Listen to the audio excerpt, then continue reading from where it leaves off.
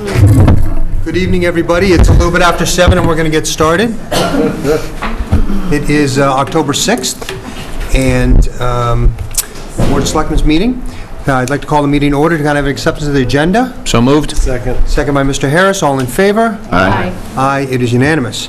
To begin the meeting, I would like to introduce Al Bangert, our Special Projects and many other titles. He's sitting in for Tricia tonight. She's on vacation.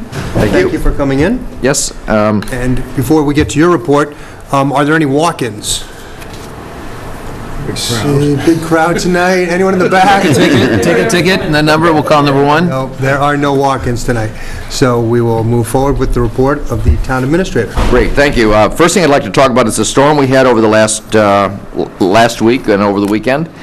Chief Murphy did an excellent job as our emergency coordinator. Did a great job of lining up all of the constituencies that need to be involved, communicating well, organizing and planning. Nancy Durfee was went out and took photos of the coastline prior to the storm, so we could document any damages that might have occurred in case we want to file with FEMA. The riprap was lined up and staged in case it was needed for emergency work. The bus routes were changed due to expected flooding in the coastal areas. He sent out notes to coastal homes about securing the furniture, grills, moving the vehicles. The Jericho boat ramp was used as a staging area. Sent out a reverse 911 call.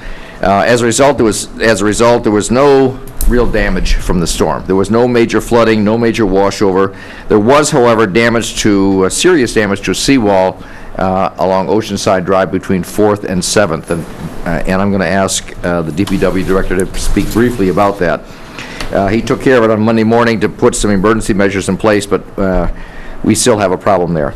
The next storm, Joaquin, planning was prepared for that. However, it went out to sea, as you know, was downgraded to a tropical storm, and we saw basically no consequences, just a little bit of rain. There is some debris that washed up on Hummerock, but no significant washover occurred as a result of that storm. Right?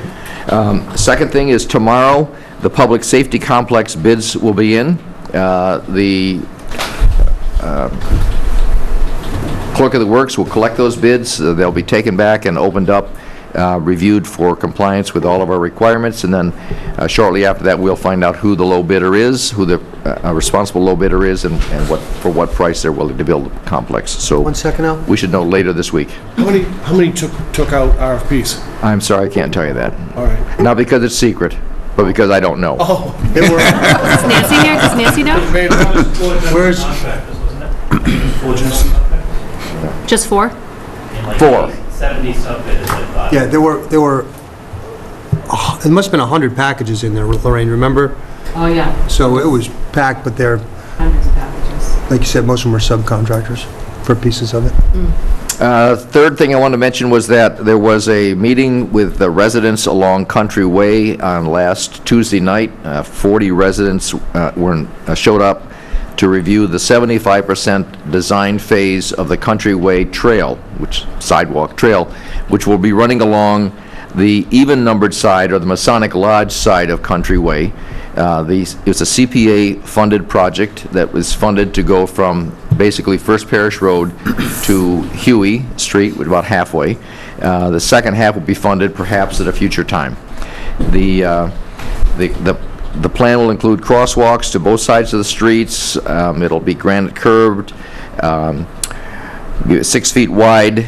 And interestingly enough, this was the number 3 sidewalk on our top 25 from the sidewalk study. So we are slowly ticking away at the projects that were identified in the sidewalk study, done and completed in 2008.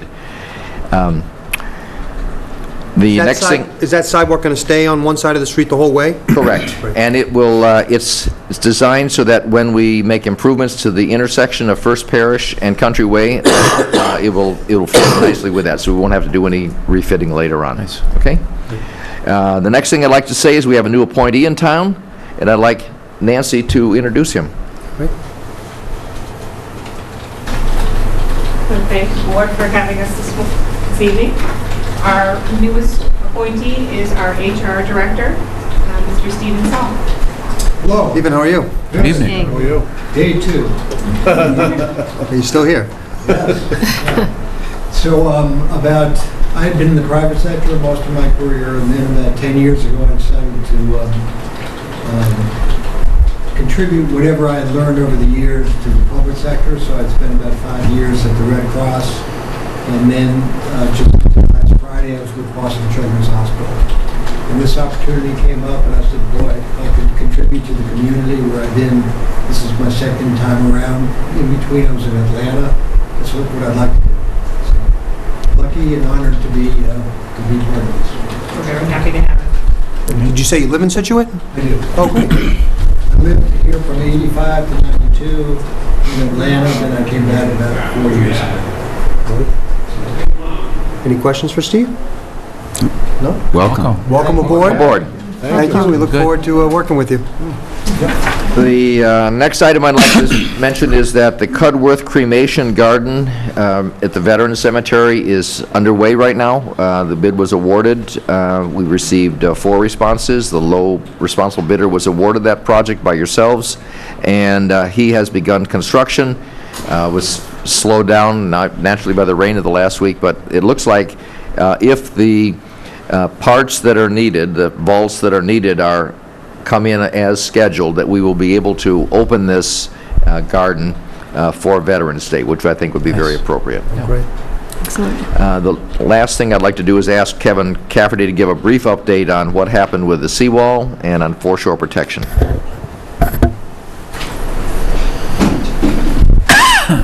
Good evening. Kevin? As you know, we had a great, fantastic moon and an eclipse the other night, and, or about a week ago, and it looked really fantastic. I know I was out watching it with my kids.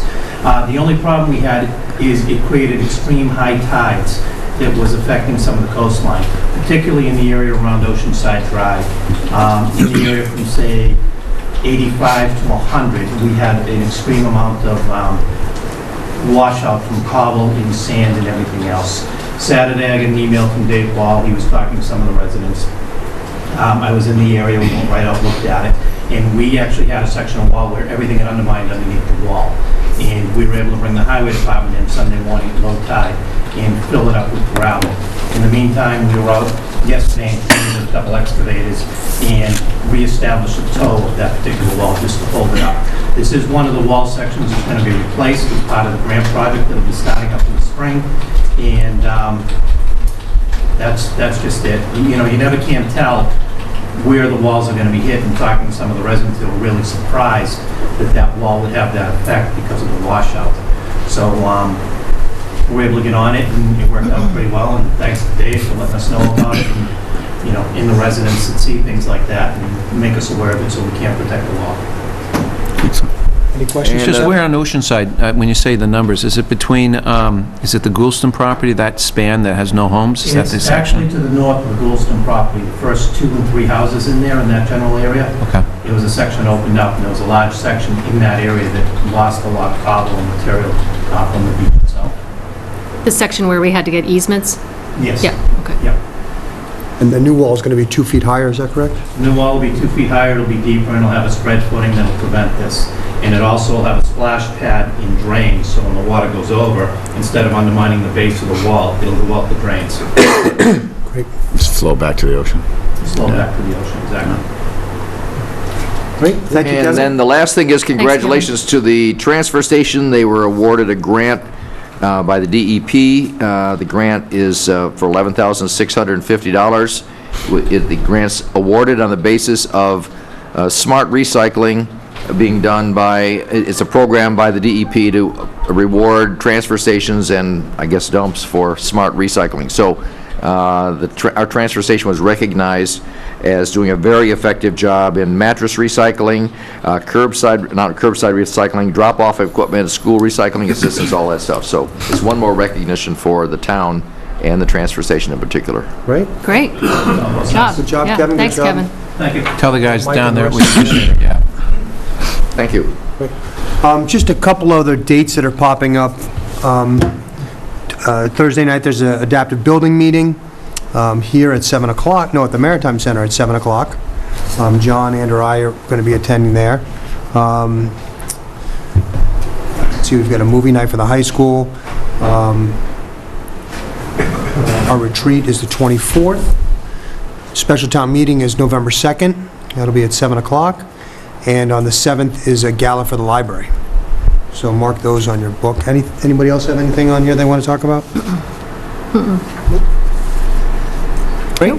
So let's move along to the next item on the agenda, which is recognition of some employees that have worked for 20-plus years. I don't think they're here. In fact, I know they're not here. So do we want to, who's the clerk? Me. Madam Clerk, do you want to recognize these I would. dedicated employees? I would love to. I'd like to say congratulations and thank you for your service to the following people. 20, we'll start with the shortest amount, 20 years, long time. Kenneth Bates from our police department, Elena Chevry from our fire department, David Hermance from our fire department, Carol Logue from the conservation office, and Sheila Manning from the town administrator's office. Also from the police for 20 years, Kimberly Stewart. So I want to say thank you, and thank you for your long-term service. The next segment is 30 years with the town. It's a long time to be dedicated to town services. Francis Lyden from the Public Grounds Department, John Smith from the Fire Department, and Kevin Talbot from the Police Department. And then we have 35 years. So congratulations and thank you to our firefighter Brian McGowan for 35 years of service to the town. So that's excellent. So we're very grateful for your service. Yeah, thank all of you for this. This must be a pretty good place to work. It's great seeing people work here that long, giving experience to the new guys, and really keeping the town in the great condition that it is. Anyone else have any special comments there? No? Great, thank you again. And we will move on to the next item, which is an update from the FACTS organization. Anne-Marie Galvin is here. I see her there smiling. Excuse me, Mr. Chairman, I need to plug the microphone in. Great. I got a text from someone saying there was no audio. You don't need one for me. No. Well, the vast viewing audience wants to hear you. Thank you. They'll hear me for sure. Thanks so much. So none of them were working? None of them were. Anne-Marie, how are you? I'm great, thank you. Thanks Good. for having me, Tony. Thank you for coming in and Happy to giving be us an back. update. And I'm sorry I haven't been back sooner. Time goes by so quickly, and we've been keeping very busy. Wanted to thank Mr. Danahy and Ms. Curran for coming last Monday. We celebrated 2 years of our federal grant. So for people that are new to Scituate FACTS, we are a community-based coalition. We've been alive and kicking here in the Scituate community since the fall of 2011. So we're actually celebrating our fourth real year as a community coalition. 2 of those have been funded through a grant from SAMHSA. So for the past almost 2 years, I've been an employee, so that it pales in comparison to those other town employees, but I'm employed by the town of Scituate now as a prevention coordinator to coordinate that grant. So that's what I'm here to give an update on, and I could talk all night, but I've been told I have 15 minutes, so I'll try to keep it short and sweet and leave some room for questions and encourage anyone to please attend one of the upcoming open meetings. So part of the concept of this grant and having a community coalition is having everybody involved and having everybody at the table, and I'm very proud of our success in accomplishing that sort of inclusive, open type of group. It has proven to be a very successful model. So we often have treatment providers, families who have suffered from addiction, people who are in recovery from addiction, plus the usual suspects, the teachers, the police, the town, the clergy, parents, and young people. So it's really awesome, and it's really working. So we continue to recruit out of all those buckets, and there's always room for more at the table. So please join us. The next big open meeting is on November 10th. At 6:30 p.m. Though the evening meetings this year will be hosted at the Scituate High School Library because of space changes in town. Typically, those would be at the town library, but now space is a bit of a crunch. So we're back to the high school library for a while. But all are welcome. And we've also added daytime meetings to alternate. You guys know it's hard to get out sometimes on weeknights, so we wanted to offer an alternative. So every other month we'll have daytimes. All of this is on ScituateFacts.org. It is also on our Scituate Facts Facebook page, and you're welcome to sign up for occasional emails from me. But those are great opportunities to hear more. There are many, many projects, and certainly I couldn't go through them all tonight. There's really an opportunity for everybody to do a little something, and it's really quite meaningful. But tonight I thought I'd share just a couple of updates in the past almost year since I've been here. It's hard to believe. But some great things are happening, and I wanted to make sure the community heard about these they're almost like spin-offs of the Scituate Facts Coalition because of the bridges that we've built and the relationships we've created with providers and various people inside the community and nearby. Some really pretty powerful things have happened. One thing came up at the beginning of last year. We lost a young man in Scituate to a suicide. This young man also suffered from addiction, and his family came forward to share their story and their grief with me and to say, what can we do? And I reached out to try and figure out what our suicide rates were here in Scituate, and it was hard to find numbers. But good old Representative Cantwell was ready to help, and so he went to the Department of Public Health and got the statistics and got some people from suicide prevention to come down to Scituate and Marshfield and talk to a group of stakeholders. It was very powerful, and it sort of evolved into its own coalition. So there's now a Marshfield and Scituate Suicide Prevention Coalition. We've met intermittently over the past year, and we're probably going to merge with the Plymouth County-wide coalition to bring education, a lot of training for people who are dealing with young people and middle-aged people who are at highest risk for suicide. So some great things have come out of it. The most important thing to share with the community is a helpline. We have something now in Scituate and 8 other communities on the South Shore that has been funded through a budget amendment that Jim worked on. It's called Interface Referral Service. So I'm going to make sure to get that phone number up on the Town of Scituate website, but the number is 888-244-6843, and it's on our list that we created for Scituate Facts. This is the treatment referral or treatment resource guide, so it has all kinds of treatment, more substance specific. But Interface is a phone number that anybody can call with a mental health concern. For example, a mother can call this number and say, I'm concerned about my daughter. I think she has an eating disorder. I have Blue Cross Blue Shield. I need to go within 10 miles of Scituate, and I can only do it after school. Believe it or not, that's an extremely tall order. It's really hard to find behavioral health experts anywhere around here. So thanks to Rep. Cantwell and some other legislators, we now have that. It was a $100,000 fee for a year, and he's expanded it for this upcoming year as well. So it's a really wonderful thing to have. You go to your primary care doctor, and they really often can't help you access a therapist. So it's a number to get a therapist. It can be for alcohol, it can be for substance use, it can be for divorce, anxiety, anything in that arena.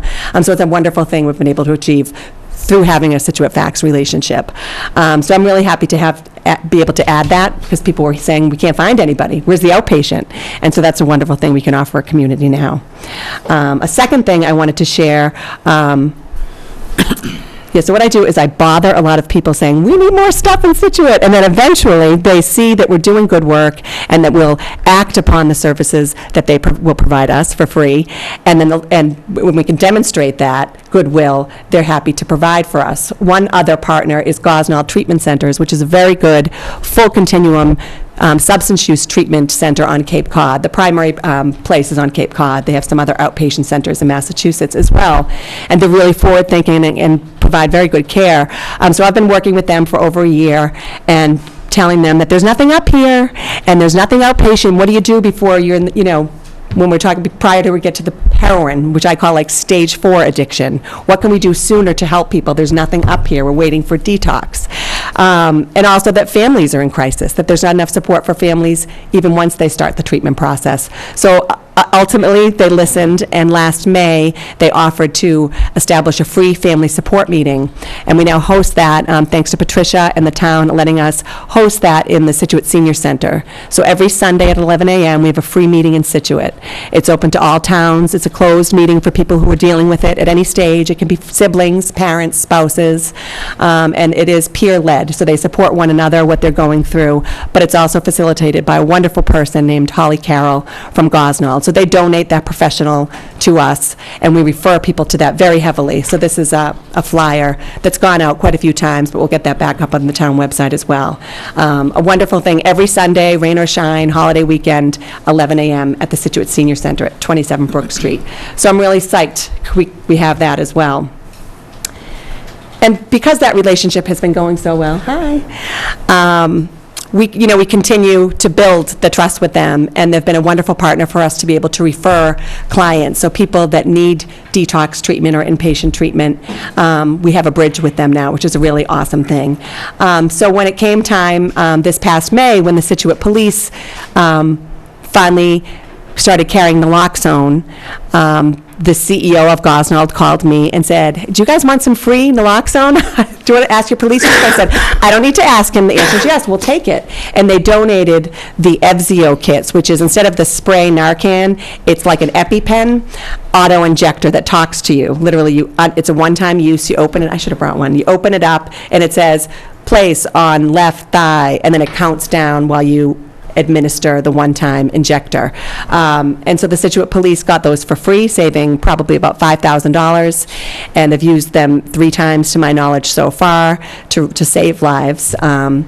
And that's an awesome, that was a wonderful thing, but it was a bit of a one-time gift. And what we had talked about with Chief Stewart in our coalition meetings and with people in the recovery community, that we already had Narcan on our ambulances and have had it in our firefighters, but had it with the ambulances for a long time. But basically what's happening when we reverse an opiate overdose with naloxone, the medicine that's in Narcan, you're basically, as someone describes it, putting a Band-Aid on a bullet hole. All you've done is save them for that short window of time. Unfortunately, people are transported to an emergency room, usually South Shore Hospital, where they're held for about 4 hours, stabilized. Hopefully, a social worker consults with them if the time of day is right and somebody's available. But generally, they're adults over 18, so family members don't need to be contacted, and generally they leave and very often return to use. Not everybody goes, most people don't go from the emergency room to inpatient treatment, which is unfortunate. We're working on that. But in the meantime, another group from Scituate Facts emerged called the South Shore Peer Recovery Initiative. I'm part of the group trying to get them organized, but it's a wonderful thing, primarily people in long-term recovery from addiction, from drugs or alcohol, of all ages, from all communities, but a lot of people, wonderful people from Scituate. They're actually meeting right now at an open community meeting. But this group came forward about 2 years ago. They started coming to coalition meetings and saying, this is awesome. Put me to work. I want to help. They came to an overdose prevention meeting we had at Pier 44 a few years ago, where we offered free Narcan to the community. 78 kits were administered or handed out to families in Scituate over the past year. But these people kept saying, we have a lot to offer. And so this whole third group, really, we have the suicide prevention thing, Gosnold Partnership, and then the recovery folks, which we've organized to become a 501c3 and open a recovery community center one day. But anyway, with this group of very active volunteers with lived experience. So aside from me, trying to convince somebody, or a stressed out parent, or an overworked nurse, or a police officer who doesn't have the experience really to convince somebody to go to treatment, we have somebody who's been to treatment, somebody that's probably had the same walk that many of these individuals have had. So it is unbelievably magic, and these people will meet. These people in recovery coaches will meet one-on-one with individuals from Scituate and their family members, their parents or their spouses, and go through it. And we have a packet that we provide, and we're doing follow-ups now. We started in May. When Narcan started, John Kimmett from South Shore Peer Recovery and I went to all the shift changes with Dave Bortolato from the Scituate Fire Department, and we did a training with all the Scituate police officers. And we thought they were going to be, happy to do the Narcan, happy to give them our Emery's Scituate Facts packet. But indeed, the questions from the room of the police officers were, does it have to be opiates? Can we call you if it's alcohol? So I looked at John, and of course the answer was yes. And many, many of our calls are not opiate related. Many of the medical emergencies that police are dealing with are not opiates. They're alcohol, they're benzodiazepines, they're cocaine, they're marijuana. They're medical emergencies and or police emergencies. And those are windows of opportunity to get people into treatment. So it's a really simple but amazing idea, and it's going very well. Since May 14th, we've had 28 referrals come to either me or the recovery group. 16 of them have been directly from the police, so in 4 months, 16 police calls. Most of them were not overdoses. 10 of the calls were heroin-related. Primary drug of choice was heroin, and 10 out of the 10 out of the 28 total calls, rather. And then I've had 12 direct calls to me. So the word gets out, and I'm happy to help people access treatment. The ages have ranged from age 17 to age 60. Out of the 12 community referrals, 10 have gone directly into treatment. Out of 16 of the police referrals, 13 of the individuals agreed to meet with a recovery coach, and 7 of those 13 went directly into treatment. And all those directly into treatments were really within 24 hours. So really that window after the sickness or the emergency to kind of seize that opportunity before somebody changes their mind. So I'm really proud that we're able to do this in Scituate. The phone is ringing off the hook from other communities. Duxbury, East Bridgewater, Weymouth, many police departments are calling us to offer training to set them up how to do it, and we're happy to do that. So it's a great thing. And similarly, the concept was shared with Jim Cantwell, who brought it forward in this current session for a budget amendment, and that was just approved, a $100,000 pilot to be able to offer it in Plymouth County out of emergency rooms. So instead of having everybody, expecting every town to build a coalition in this wonderful network is ambitious, but instead to have it be available at the emergency department, so somebody on call that could be deployed to the emergency room to help those people in crisis. So it's great. So we're just working out those plans right now with Gosnold, and we'll probably be helping to refer people to be hired and trained. So I'm psyched. So everybody will have it because everybody deserves that opportunity. And we're working closely with Dr. Jason Tracy, who is a Scituate resident. I found him, and he is the medical director of the South Shore Hospital Emergency Room, so it's a wonderful connection through second grade dance at Dance Carousel, and now he's on the team too, so it's really amazing, and he's really interested in our partnership and some of the cool things we've been able to accomplish at the community level, so it's awesome. We have a new hire on board. I'm happy to say, Scituate Facts, I'm not the only one working every day now, which is a good thing. Barbara Quinlan was hired back in September. She'll be working with me 20 hours a week as a project manager. We also have an intern from UMass Nursing School, a woman named Abby Coakley, who grew up in the community and is now an emergency room nurse on the North Shore. She's working on a Narcan access project with us, and she's really enjoying that as a public health intern. So that will be just for this fall semester. There's lots of plans, so I'll probably have to come back in a couple weeks and share those, but there's great things going on with the schools. John McCarthy has added, I'm sure you're all very familiar with his SEE plan, so it's sort of the constitution of Scituate Public Schools, and he's very serious about the goals that he sets for our school community, and he recently added whole child wellness. So he added social emotional health of our school-aged children to the top 5. And it was, in my opinion, seriously missing. And the teachers are thrilled. The school counselors are thrilled. Everybody's really, and this is not a climate of people being happy to have more initiatives. And it's a very welcome one because it's what we're all here for. And really, it really highlights the need to work on early intervention, real solid prevention, not just with the kids in school, but with their families. We have some great examples of that here in Scituate, but it's nice to have it all on the big plan. So we'll be working really closely, even more closely with Scituate Public Schools on analyzing some of the data, the risk data that we collect in grades 7 through 12. We'll probably do something else earlier with younger children on anxiety and other risk factors. So I'm very excited about that. We'll be learning a lot and working Greg together. Obviously does it. And Greg, oh yeah, so Greg, I really credit all of that to Greg. This summer, Greg and I were invited to speak at the Superintendent's Conference in Mashpee, I think it was in July, along with Barbara Green from Youth Health Connection and a psychiatrist who wrote a book called Anxiety and Depression in the Classroom, a really great book for teachers. So the three of us co-presented why schools should be involved in community coalitions and why we need to pay attention much earlier, even before middle school and high school. And it was wonderful, and all these superintendents were, I think, very impressed with what we're doing in Scituate, and talking to John McCarthy after on what a great job Greg Ranieri has done. And, really this is because he said, yes, it really is. And he's been able to kind of run things up the line in the, the very appropriate way that he does, because if it were all left up to me, I'd probably have been knocking on doors too early. And, he just has a wonderful way about him, and he's so committed. So we're very lucky to have the commitment of Scituate Schools, and it's shining through now with this, so I'm psyched. So those are the big plans we have. We'll be offering all the parent programming that we have in the past, lots of great speakers at the high school, doing some at the middle school with Steve McGuire, the famous science teacher, called Parenting the Middle Years.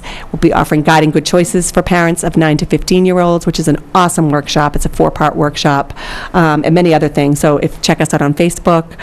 You may call me at the office number, which is 378-1061. We're still in the office next to the town library at Jericho Road, but maybe moving in the next couple of months, but we'll keep everybody posted on that relocation.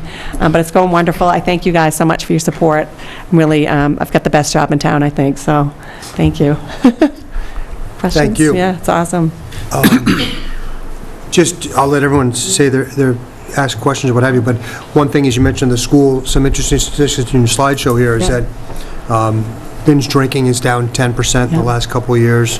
Marijuana use is down 15% per the surveys that Greg does. So Awesome. It's definitely making an impact. It really is. And so 4 years, we've seen a pretty substantial impact in kind of all the major substances of use of young people. So very few high school age students use opiates. Everyone asks me, well, what happens when someone gets caught with opiates at the high school? I'm like, they don't, because they're not doing them. And they're certainly not doing them at the high school, the very few students who are involved with that. But there's a lot of alcohol and marijuana use. And we are really trying to target those and slow it down where we can. So binge drinking continues to be a concern, even though we're down since when we started. We're still up.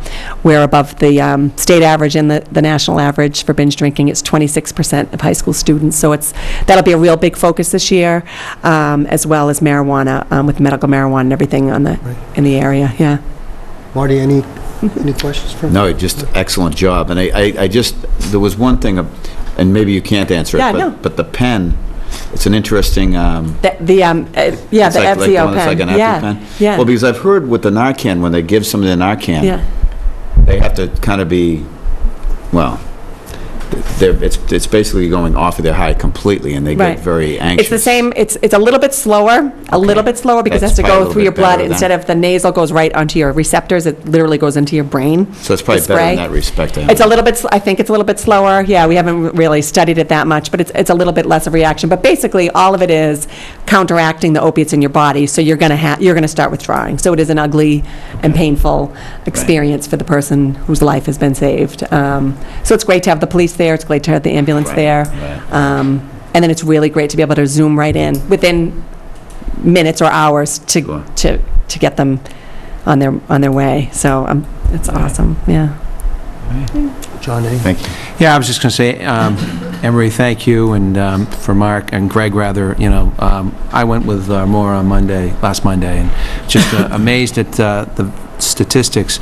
And this is a tribute to what people like yourself, other people in the community who've taken this issue and attempted to address it, because it's a dire need. And that's not to say that everything's all well and done. It's not. That's why people watching TV, people who are here, people in the community, everybody has to be involved. And, a lot of people who get involved because family members are actually involved.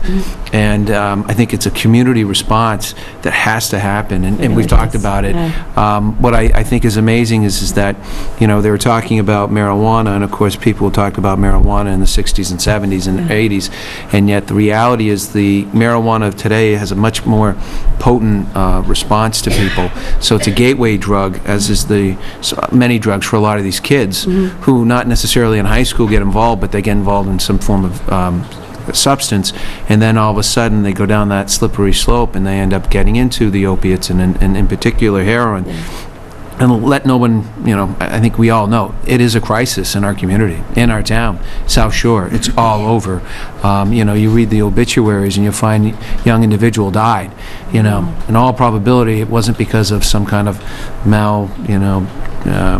issue with an organ or something. It has to do with probably a drug addiction. So it's very sad. You guys are doing great work, and I have to say that, one thing that's not here, but we had learned was that the kids, at least in high school, they're not smoking. Right. Tobacco use is down dramatically. So it shows you how you can take an issue, and it's not just us. It's not just your efforts. It's society and community coming together to say, no, this is not what you want. Right. It's not sexy. It's not like the voguish. It's not trendy. Right. This is not what you want to do. And all of a sudden, in the span of like the past 15, 20 years, tobacco use is smoking's way down. Dropped. Yeah, it's way down Significantly. And we were talking about, I was listening to sports radio coming in, and I thought of our discussion last Monday. The sports guys were talking about drugs, and they were laughing about it, commenting on it. Cocaine, and it's comedy. Yeah. And you know what?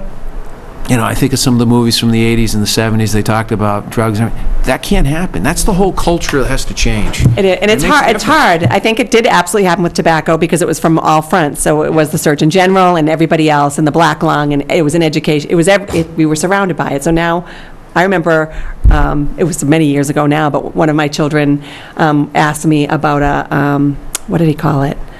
A fire stick, and he's talking about fire sticks. I'm like, what the heck are you talking about? He goes, Auntie Ellen, how she goes outside and has those fire sticks? I was like, he didn't even know what it was called, and he was probably 5 years old, which is remarkable.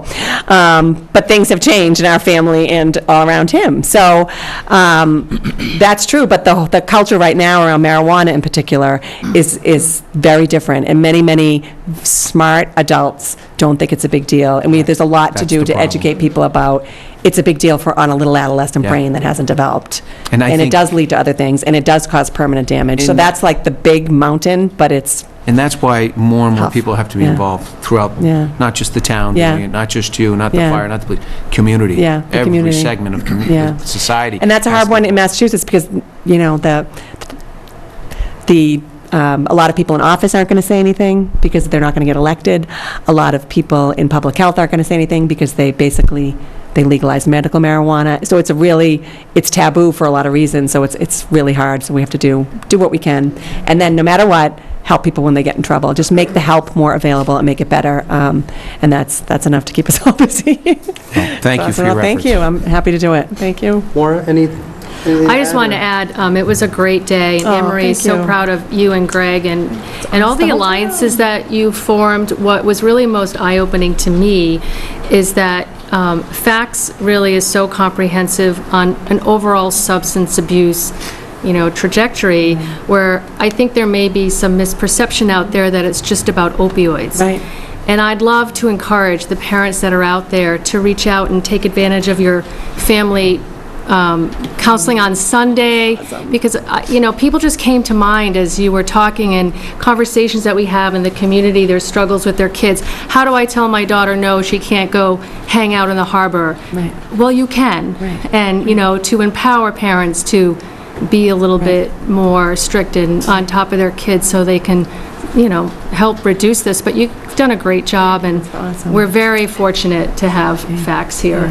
So, Well, it's a reflection, Thank it you. really is a reflection of the town. Not everybody gets the yeses that we get. It's been a great start. We got it because of you, No. your energy. John, I couldn't have said it any better what you just said. I was listening to you. Very well put. Anne Marie, I don't know what we're doing on you. Right? Joe Norton said it many years ago. We had a big problem Yeah. before it started. Yeah. And he said to me, you don't have to look very far. And I certainly didn't have to No. look very far. Yeah. So thank you. Thank you. My pleasure. Thank you. It's awesome. And just a couple things that I wrote down, which some people have recently said, your energy, your selflessness, you're really a gift to the town. Thank you. And as Maura just mentioned, the scope of your services are well past what people think. Yeah. It's not just I know, it's hard to get it all out. I'm going to work on that this year. My personal goal. Yeah, it's There's just- so much. It's There's so just not much. heroin. Yeah. you're making It's progress. drinking, it's family, it's anxiety, it's all sorts of stuff. Yeah. And lastly, just so everybody knows, this town is a leader. Anne Marie's taken this program, and we're a leader in the state. We're teaching other communities. You go to Washington and teach them how to do this. So it's amazing what you've done in 2 years. Yeah. And taken this Good model. project and really blown it into something great. So I know you've been here for a while. You got to go take care of your kids. Thank you very much. Thank you. We all You bet. appreciate the work you do. My pleasure. Thank you. Thank Take you, care. Anne Marie. Good night. Thank you.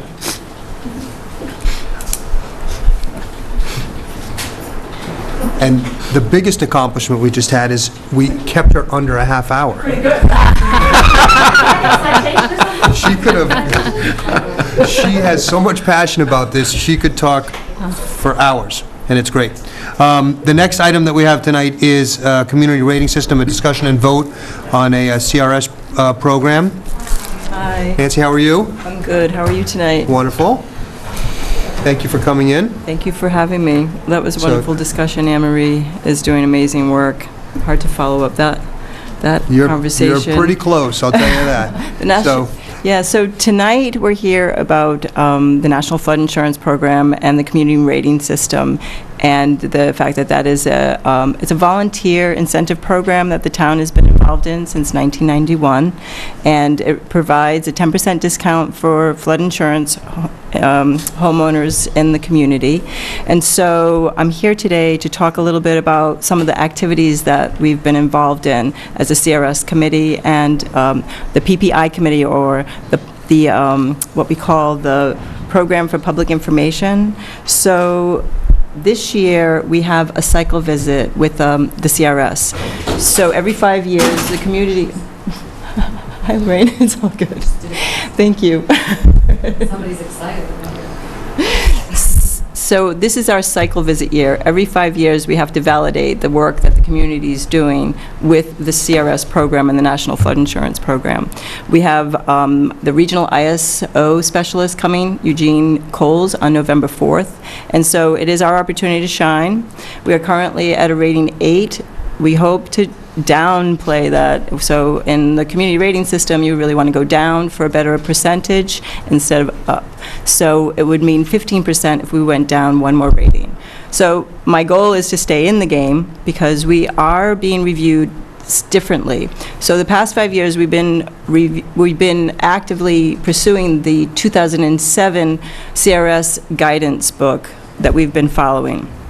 This particular year, we're going to be judged on the 2013 guidance book. So it's a little bit of a trick, and the reason why we're here today, and the reason why the PPI report and plan was written for this purpose, to make sure that we are going to stay in the same credits for the outreach and education that we're doing, of which we've been doing a lot of outreach this particular year, which falls nicely right into this plan. So we had to provide a committee of outside of the town hall, and we have 5 wonderful, well, actually more than 5 wonderful folks who had donated their time to this effort. And I'd like to call them out at this time, even though they are not here. I'm going to call out their names. Tim Carty, Kathleen Duffy, Steve Amico, Dave Ball, who is here. Thank you, Dave. Linda Murray, Michelle Moran, Doris Crary. I want to thank them for serving on this committee. Their insight and their dedication to this purpose was really quite meaningful, and they offered a lot of their time and devotion to making sure that we're paying attention to the flood issues the community is facing. So I'd also like to recognize the CRS committee, who all year round and for the past 5 years has supported this effort in the community, and that would be Dave Ball again, and Rosemary Doby, who's also here. Thank you, guys. And Doris Crary, and Linda Murray, Michelle Moran, and Michael Ruskowski.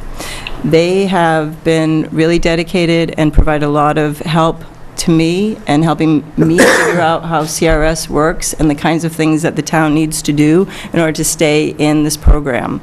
The town of Scituate strives to provide a full range of public information activities that inform the residents about flooding and ways to address potential flooding damage.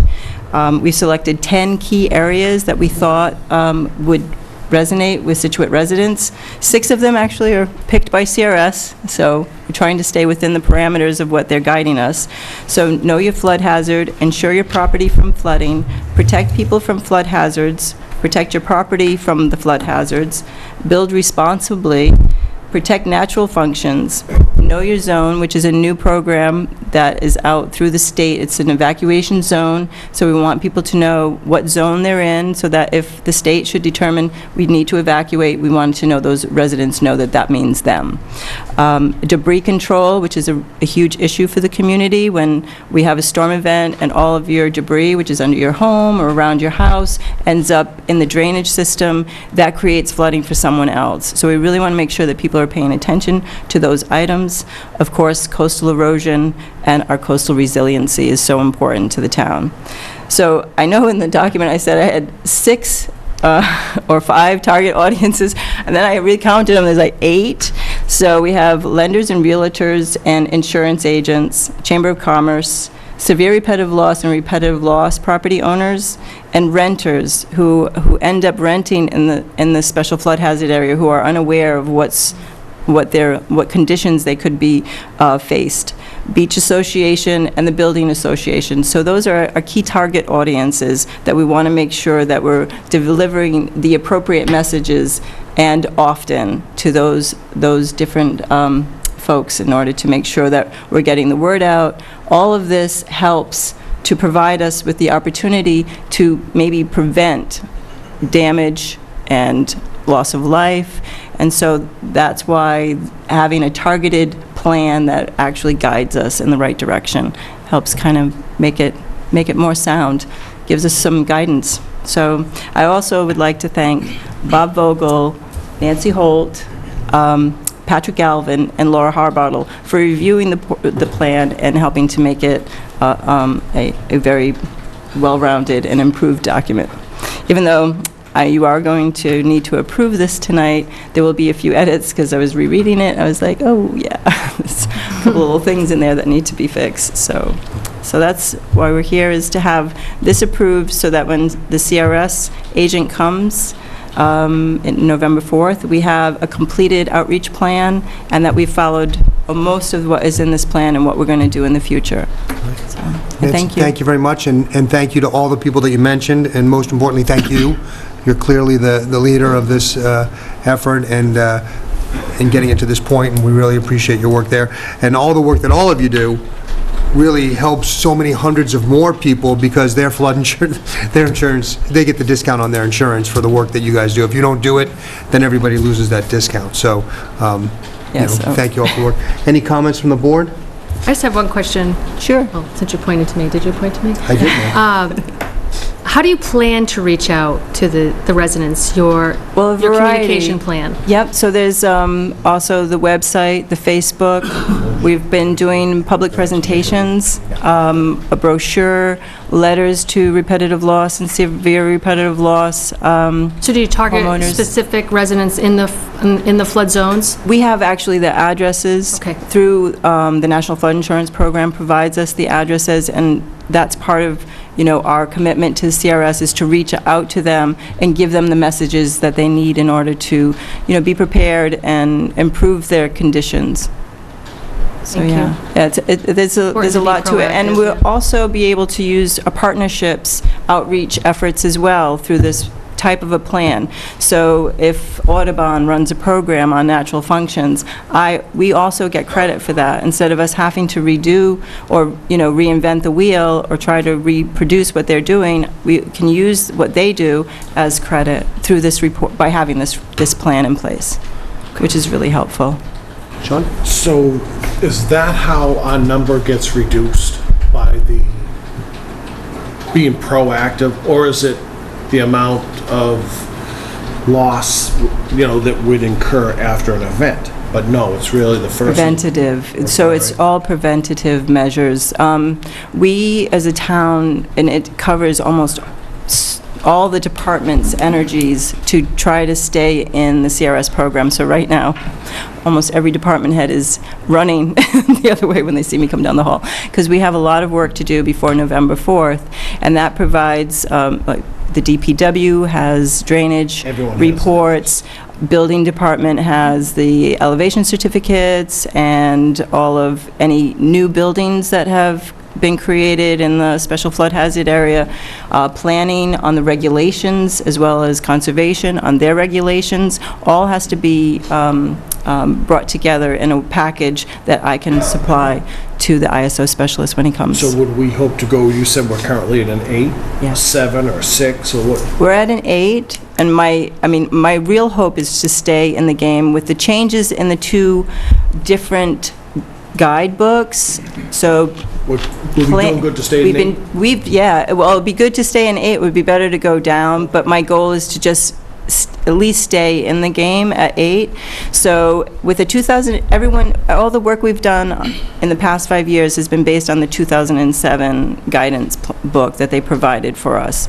But the review is going to be under the 2013, and that's very different. And the point rate system is different. So by us doing items like this, extra and above, it helps kind of add more points in that outreach section, which we were going to lose. So that's why this was really important to get through and have this completed in time, so we could continue to gain the same, at least the same level of credits under outreach and education. And so each department head now has a packet of information through the CRS program that they need to review and help kind of provide the information necessary that will allow us to prove that we're doing the work that's required of us. Great, okay. Yeah. Just, Nancy, I know you said that it looks like we're trying to maintain it at number 8 this year. Yes. Recognizing that maybe in the past we've been relying on the 2007 booklet or pamphlet or criteria. And I heard you say that it was in 2013 is what they're going to base it on. Why just, I know we're in 2015. Right. Why haven't we done it last year, starting last year with 2014 using 13? Right. And so on. I realize probably, and my next question is, I assume next year we're going to be basing it on the 13, not the 2007 going forward? Is that? So they didn't really make a demand that it would be required. And last year I did begin to kind of prepare us for the 2013 guidance book.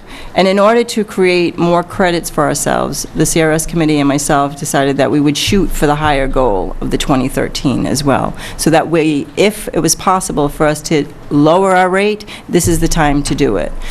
So at the cycle year visit, they'll determine what our next 5 years could potentially be. And if we have an opportunity to drop that down to a 7 at this time, I'd like to do so. But I could never do it under 2007. I have to do it under 2013. So going forward, then, are we going to base it on the 2013 criteria? Absolutely. Okay. Yeah, and who knows, they may change the plan between the next 5 years. right. So, but my guess is that this will stick, and I'll try to gain as much credit for all the work that the community has been doing on all coastal issues, and make sure that's a part of the conversation that I have with Eugene, to make sure that we get to that lower rating and provide a better discount for the insurance. Thank you. Yeah, you're welcome. So as we go through and we're doing these seawall repairs and beach nourishment, all of that is going to help to bring that number down as well. Yes, it doesn't really clarify that in the guidance book, but I'm hoping that with a discussion with Eugene Coles, when he comes to town, that we are able to find a niche for those particular items that we're doing. Okay. So that's my goal. Thank We you. should get credit. I would think, yeah. I would Thank think. Motion? Please. I move to approve the Town of Situate's program for public information, a blueprint for outreach and education for flood-prone areas to provide outreach guidance while continuing to improve the Town of Situate's CRS ratings, subject to Nancy Durfee's Scribner errors, or, period. Second. Second by Ms. Curran. Further discussion? Seeing none, all in favor? Aye. Aye, all opposed? It's unanimous. Thanks for you. the great work, and Thank looks you. like you got a busy couple weeks ahead of you. Yeah. Great. Thank you. Thank you, Nancy, and everyone else. The next item is a contract for backup generator, Kevin. Lorraine, can you turn that off for a couple minutes? Good evening. Thanks, Dave. Kevin, you're not turning around the hallway when she's walking down the hallway, right? Like she just said, you know, just checking, I want to make sure. Nancy, we Okay. would never do that. Just We wanted always- to make sure. we Okay, always good. Make sure we give her all the information we can to help her. She does require a lot of information, though, I will admit. This contract here is the backup generator at Sand Hills Pump Station is an older model. I think it's a 72 Onan generator, and that runs all the backup pumps and everything when we lose power or anything to that effect. So we went out to bid to replace that generator and update it with a new generator. It's key in our system to keep the Sand Hills Pump Station. John, I believe I showed you that generator. I was going to say, which one is it, because I saw that whole thing. That thing is, It was the old green generator. it's in the first bay, the first one, not the second with one, like a way down in the six-cylinder third. Chevy engine in it. Yeah, Yeah, I know. it's an older one. 1972? Yeah, somewhere around there. And we're put a contract out to update it, and we received some good prices, so we're excited that we'll be able to get it hopefully up and running sometime soon. Great. How are we paying for that? Is that in the capital budget, or is It it was a just- capital budget from, I believe, a couple of years ago for the generator. And it's also, we're also doing upgrades to the Sand Hills Pump Station, but it is from an old capital article. Questions? I just don't, all I say is if anybody wants to take a tour of it, Sean, you probably have seen it, and if not, I'm telling you, once I took the tour, I'm like, absolutely, it needs it. Yep. No doubt. I'm telling you, take a tour, you'll... I'm always willing to give tours, anything to Anybody do with wants, the you have to take a sewer. shower when you're done, though, because you're gonna smell. Besides Tony and myself. Um, Take us? I gotta go down to the sewer plant. Actually, I want to. I'm gonna go see that at some point. John will come with us. There you go, John, you bring the video. I will. That's fine. It's surprising how big the facility is underground. People don't realize how deep it goes. It's like And 4 stories. It's like a bunker. It is, and the amount of pumps and materials and everything else are involved in there. You get It's nervous. it's interesting. Motion? Move that the Board of Selectmen award a contract to install a new backup emergency power generator in the Sand Hills Pump Station building to Anise Electrical Services for $53,000. Second. Second by Mr. Harris. Further discussion? Seeing none, all in favor? Aye. Aye, it is unanimous. Thank you very much. Kevin. Thank you. Thanks, Kevin. The next item for discussion and vote are a review of the licensing fees. I don't know if you have anything to add. I mean, we've got a spreadsheet here that has a bunch of fees that have been looked at in terms of communities around. I think it was, I can help with this. 10 or 12. Michelle did this. Okay. This together in the Selectmen's office. And we looked at all of the fees from all the surrounding communities and other communities. Reviewed them with Tricia. We were under in every single category. Not even making back the administrative fees that, employees are paid to do for these licenses. So we've put before you a spreadsheet with all of the fees from all the other communities and all of the areas where we provide licensing out of the Selectmen's office, and the suggested increases and what the new Scituate totals would be for your review and consideration. right, so it looks like you looked at about 6 or 7 communities, did an average, and saw where we fell, and kind of increasing our fees. I don't see any going down, to be closer to the average of the surrounding communities. Yes, and in many cases, still lower than the average of the other communities. Right.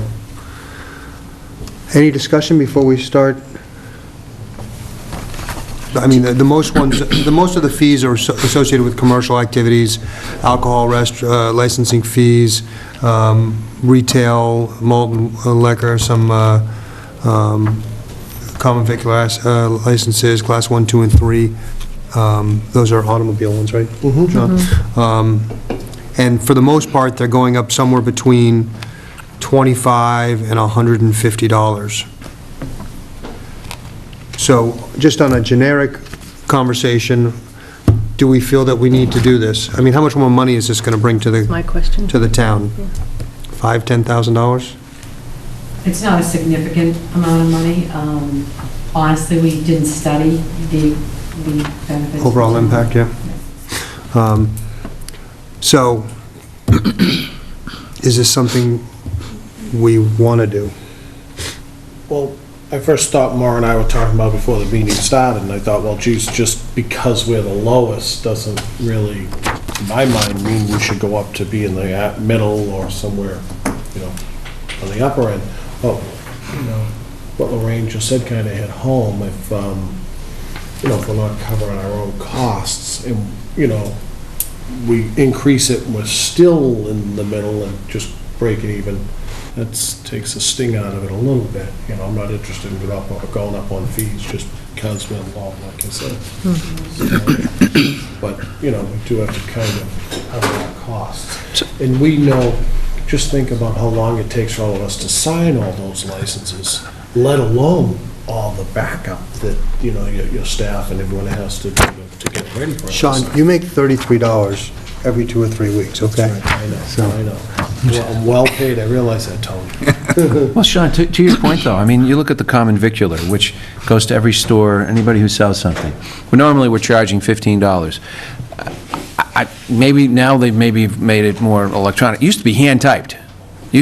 Kim used to hand-type them, put them in, type them all in, or she'll, and I'm like, $15, so the person's going to hand-type every single one of those. The administrative fee alone is a loss. So, I mean, I totally get it. And it's not like other communities will charge, $50, $60, $45, $25. So that's why I say to you, I'm like, some of these make sense. And of course, people are going to say, well, gee, you're passing the cost on to the business. Yes, that's true, but it's not like, since we're the rock bottom, that our businesses are coming here just because of our licensing fee. It's just the opposite. They're staying in these other communities, and the other communities have raised them. So I think it's just a question of, $5,000 or $10,000. I'll be candid, I'd be like, that could pay for like 2 park benches down on Front Street, or pay for the recycle bins, or to pay for, something, facts, exactly, So I don't know, I'm kind of like, I don't have no issues with that. I'm like, it's going to be passed on to the consumer, so we're all going to pay for it at one point to some degree, but I don't know, I think The one thing that I see is, in some of the businesses, they're going to be, they're going up on it's not just one license for them, there's multiple licenses in some cases. You have entertainment, common vic, and then, one of the alcohol licenses, let's say. In some cases, like, so, they're getting a big increase. And there's one that just jumps out at me, wine and malt retail. That's a big increase percentage-wise over where it was versus all of the others. Less than 10% on the first one, and then we'll get down to 25%. I don't know, Good point. That's a good point. No, that's a good point. Percentage-wise. Yeah, I think overall, it's fairly nominal in terms of the fee in general. We're talking $100, $50. Even if somebody had 3 of them, it may go up $300. Yeah, I was looking at one that was But it probably is- $400. It is a good point that a lot of establishments will have more than one of these licenses. Right. Where's there electric games in town? That's at the bowling Oh, alley. yeah. What is it? The bowling alley. Oh, you're right. I do, so Have you they, ever been in the bowling alley? well, it's been a long time. I haven't played Space Invaders in a while. Oh, we charge them right now, currently? Didn't realize that. Since it's per game, we took that into consideration as well. And for that, I think we just said, let's leave it the same. Okay, so discussion on, do you want to go through these one at a time? Do you want to just vote them all? Do you want to not vote any of them?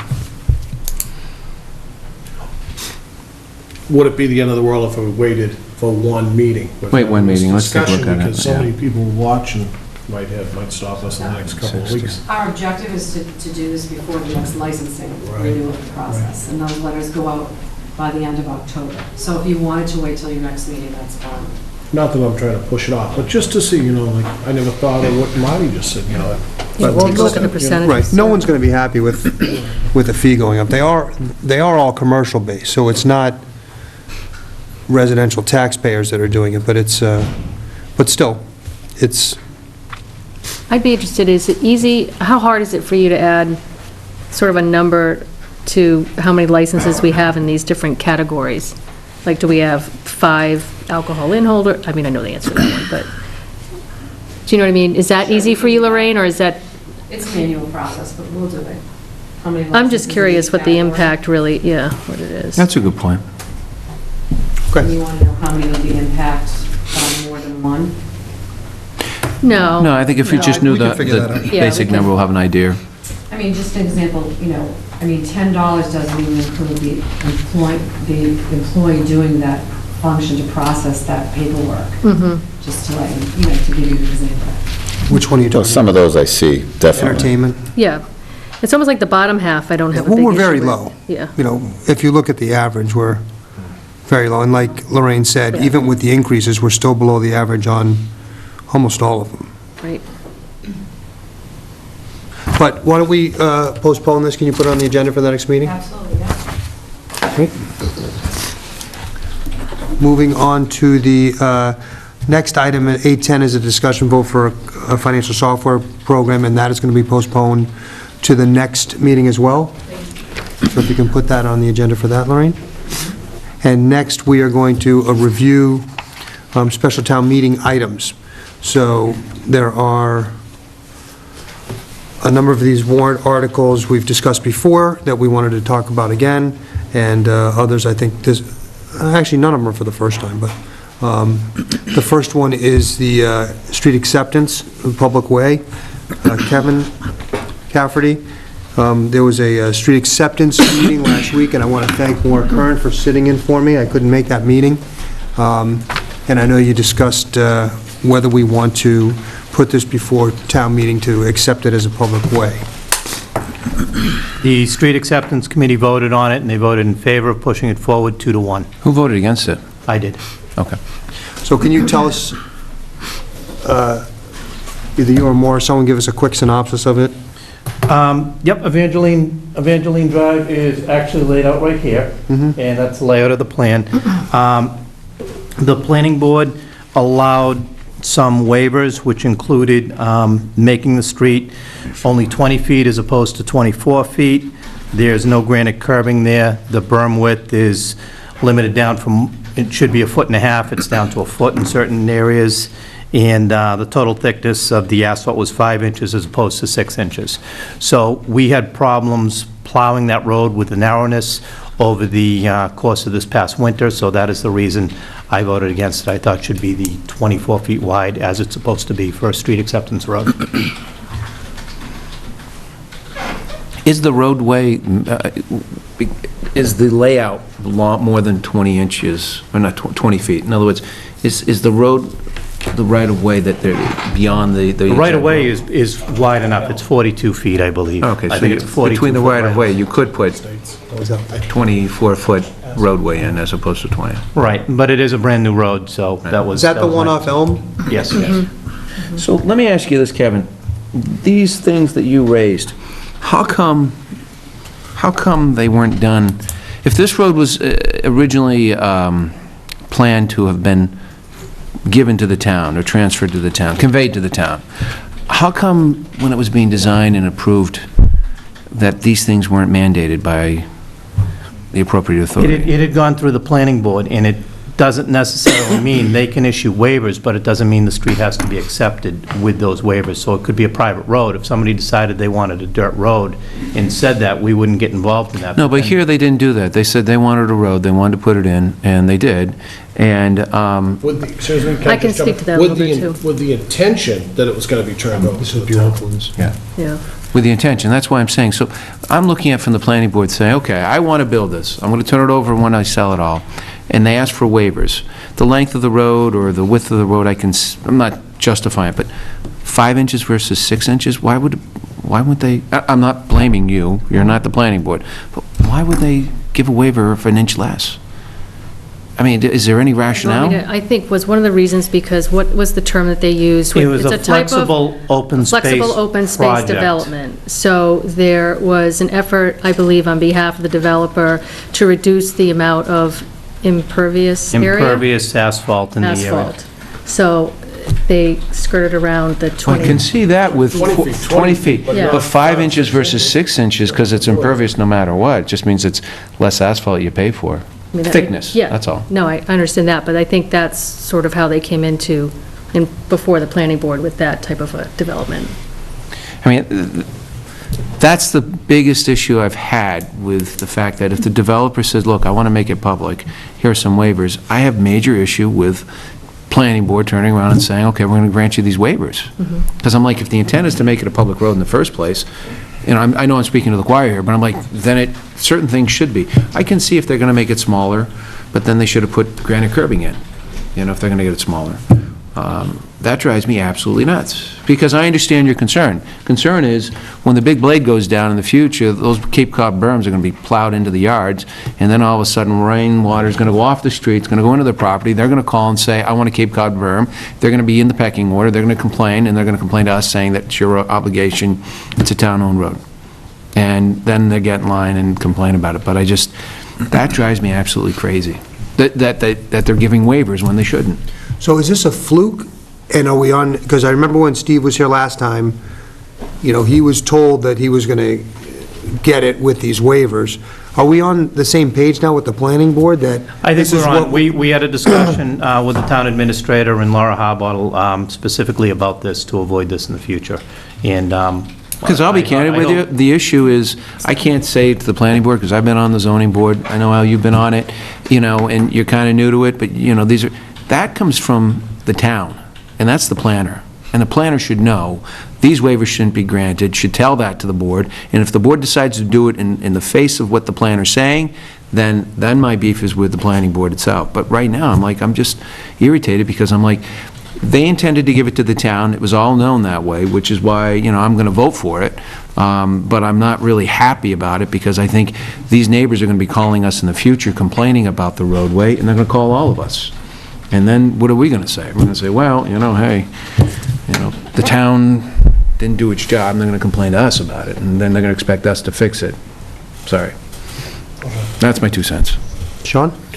I was just going to ask, maybe Mike, are you representing Steve tonight or something? No, but I was just going to answer your question, but Maura already answered it as to the width of the roadway, because I was the attorney that represented them during the approval process.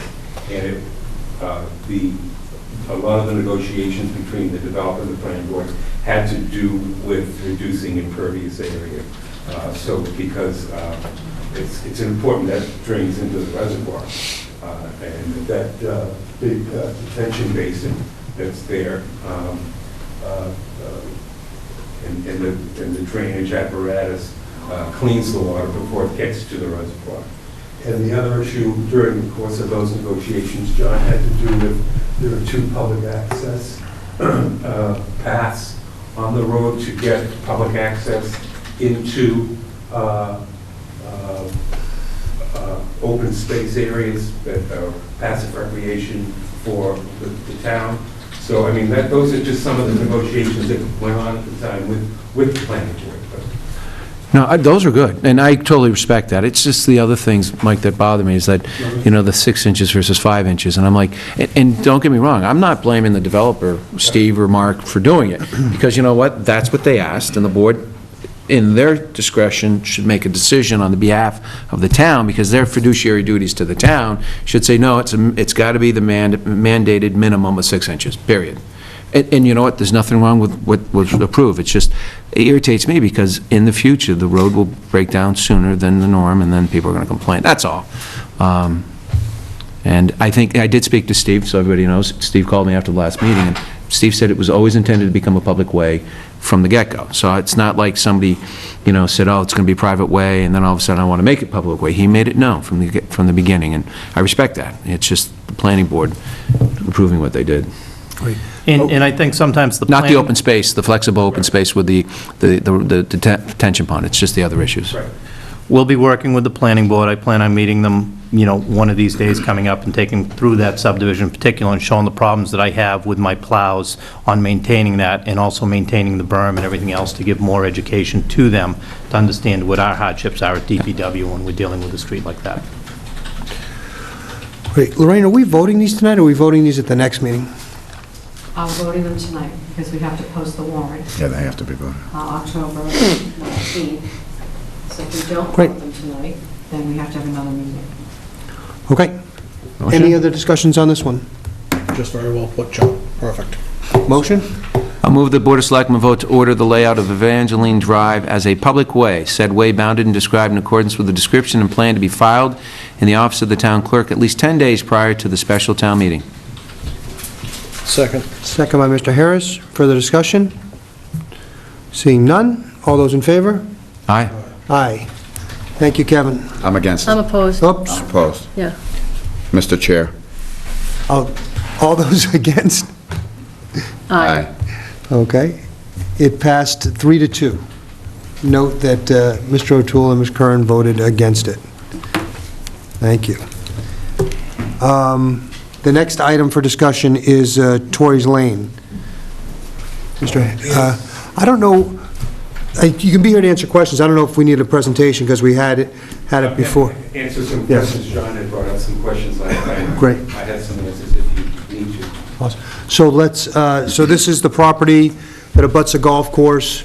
They were looking for that strip of land to be given, or what's the correct word? Conveyed. Conveyed over back to the property owner, because that was some sort of the agreement when we did it way back when, where they gave us another piece of land. And then since then, we got an email about we went to Jimmy DeBarros, maybe you can update on that out, about the well. That was one of our big questions about the well near that property, and if we could actually do that. Al, do you have? Yes. I understand that the land was originally transferred from the town to the original landowner on the basis that, since there was an active well in the area, that it couldn't be built upon. And there still is an active well in that area on the Widows Walk Golf Course. Okay. So it's your understanding that it cannot be built on? That's my understanding.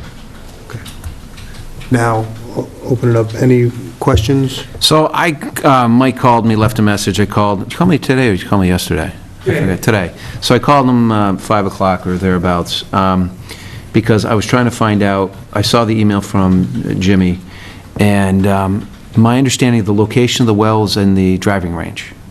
Yes. So I told Mike, I said, I hadn't spoken with the town administrator, but we received an email from Jimmy DeBarros, and that's kind of where it says it can't be built on. The thing is, though, I went on Google Earth, and so I took a look at the driving range, and I was trying to find out, is it, how close is it compared to other structures and other buildings? The reality is, you got a house underneath the wind turbine, which is much closer. You got the potential where we were going to build the OCC, which is much closer.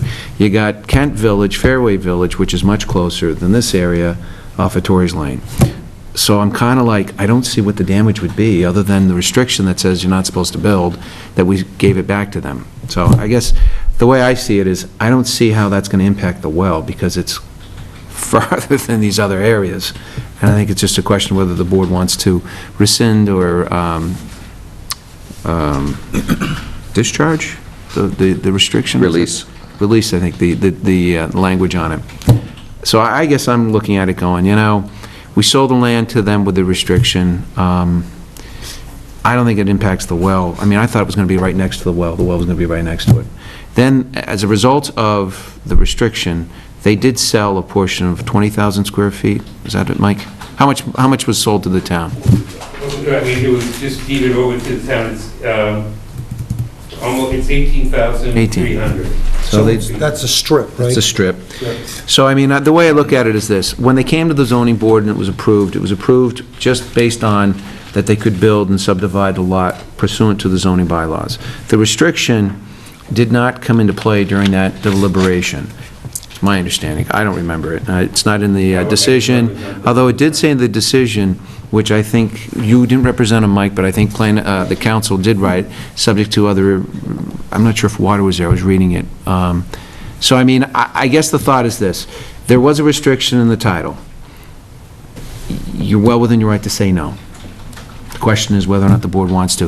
I think it's not going to impact the water or the well, because there are other structures that are well within it, within a large radius of like over 2,000 feet away from it. So, I don't know. I'm kind of mixed on whether to support it or not. I'm kind of inclined to support it, but it's up to you guys, and women. Mr. Chair?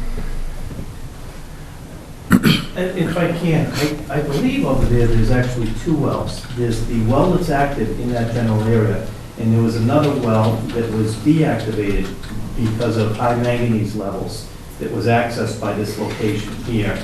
And actually, I'm not trying to point, but we actually have the plan up here where it is, and this is where the easement was, and that was the access to the old well. So where's the old well, Kevin, then? It's in off Torrey's Lane at the inside of Torrey's Lane. See, that's the thought, I thought that's the well we were talking about. There's two wells in that area. There's an A and a B. A is the one that's out on the golf course, and the B is closer to The that house. deactivated well is the one I thought we were going to question. Well, that would change my perspective. Because I thought the question came up that what if it's not active now, but it could be active in the future? That's what I raised. And it was deactivated because it had high manganese levels, and at some time in the future, might be 10, might be 20 years, there might be a solution for that, and that well could be reactivated. Just like College And I Street. thought- Exactly, and I thought that was the process behind it, and that's why, I thought that's what Jimmy was. I didn't see his email, but I'm sorry, I'm kind of just overhearing it. I didn't research it that much. I would suggest that you go forward as you wish, and then it can always be determined, we can determine more geographically exactly which is what where, and then you can decide what to do at town meeting. Well, we can. Any other questions for Mike or thoughts on this? I'll let you what Mike has to say before. Yes, Mike? One thing I can tell you, since the last meeting, that I've done a number of things, but I have reviewed the DEP's water supply protection area maps, and the entire end, everything to the north of that straight across line, meaning the property that's, we're asking this to be released from, is outside Zone 2 on the DEP map. Zone 2 is the approved wellhead protection area, so that this property is not within the wellhead protection area. And as I explained to John, one of the things I had also done is scaled off the assessor's map from where these wells are, and and they're both at least 2,000 feet from this property.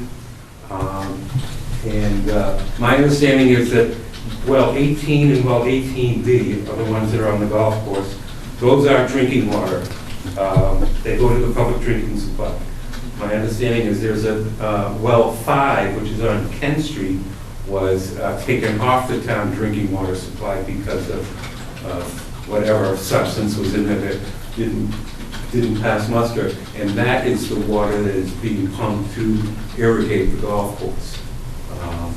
Both of those, all three of those wells, from my review of the assessor's map, are more than 2,000 feet from this property.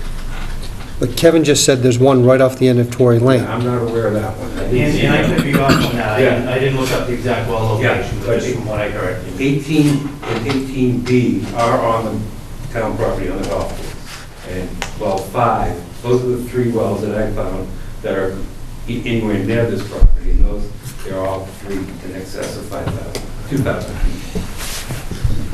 I think, When I looked at that plan, I'm sorry, and I'm trying to say that there were gates and everything, and that looks like the access point to one of the wells. I didn't physically walk down there and look for the well itself, but I saw a gate located on that map. Right. with some other And there's a things, gate on and the that's the bottom road. floor. Yeah. So I assumed it was in That's the the road road. in the woods, but I didn't walk it, trace it down. they wouldn't have had restriction if it was on the driveway. Yeah, that makes sense. I mean, I think until we get clarification on I whether can't there's a vote for it well now. over here, we really can't do anything. I agree. So why don't we, so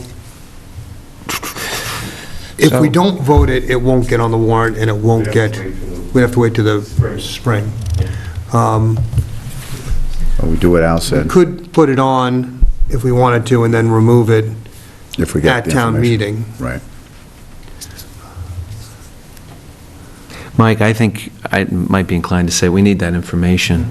I mean, right now, I'm inclined not to vote for it, because if there's a well there, I can't vote for it. I couldn't agree more. And Again, I'm going I know, from the and information that I found, and, I'd be happy to sit down with Kevin and we could find those wells, and Is the 5 months going to make a big deal for your client?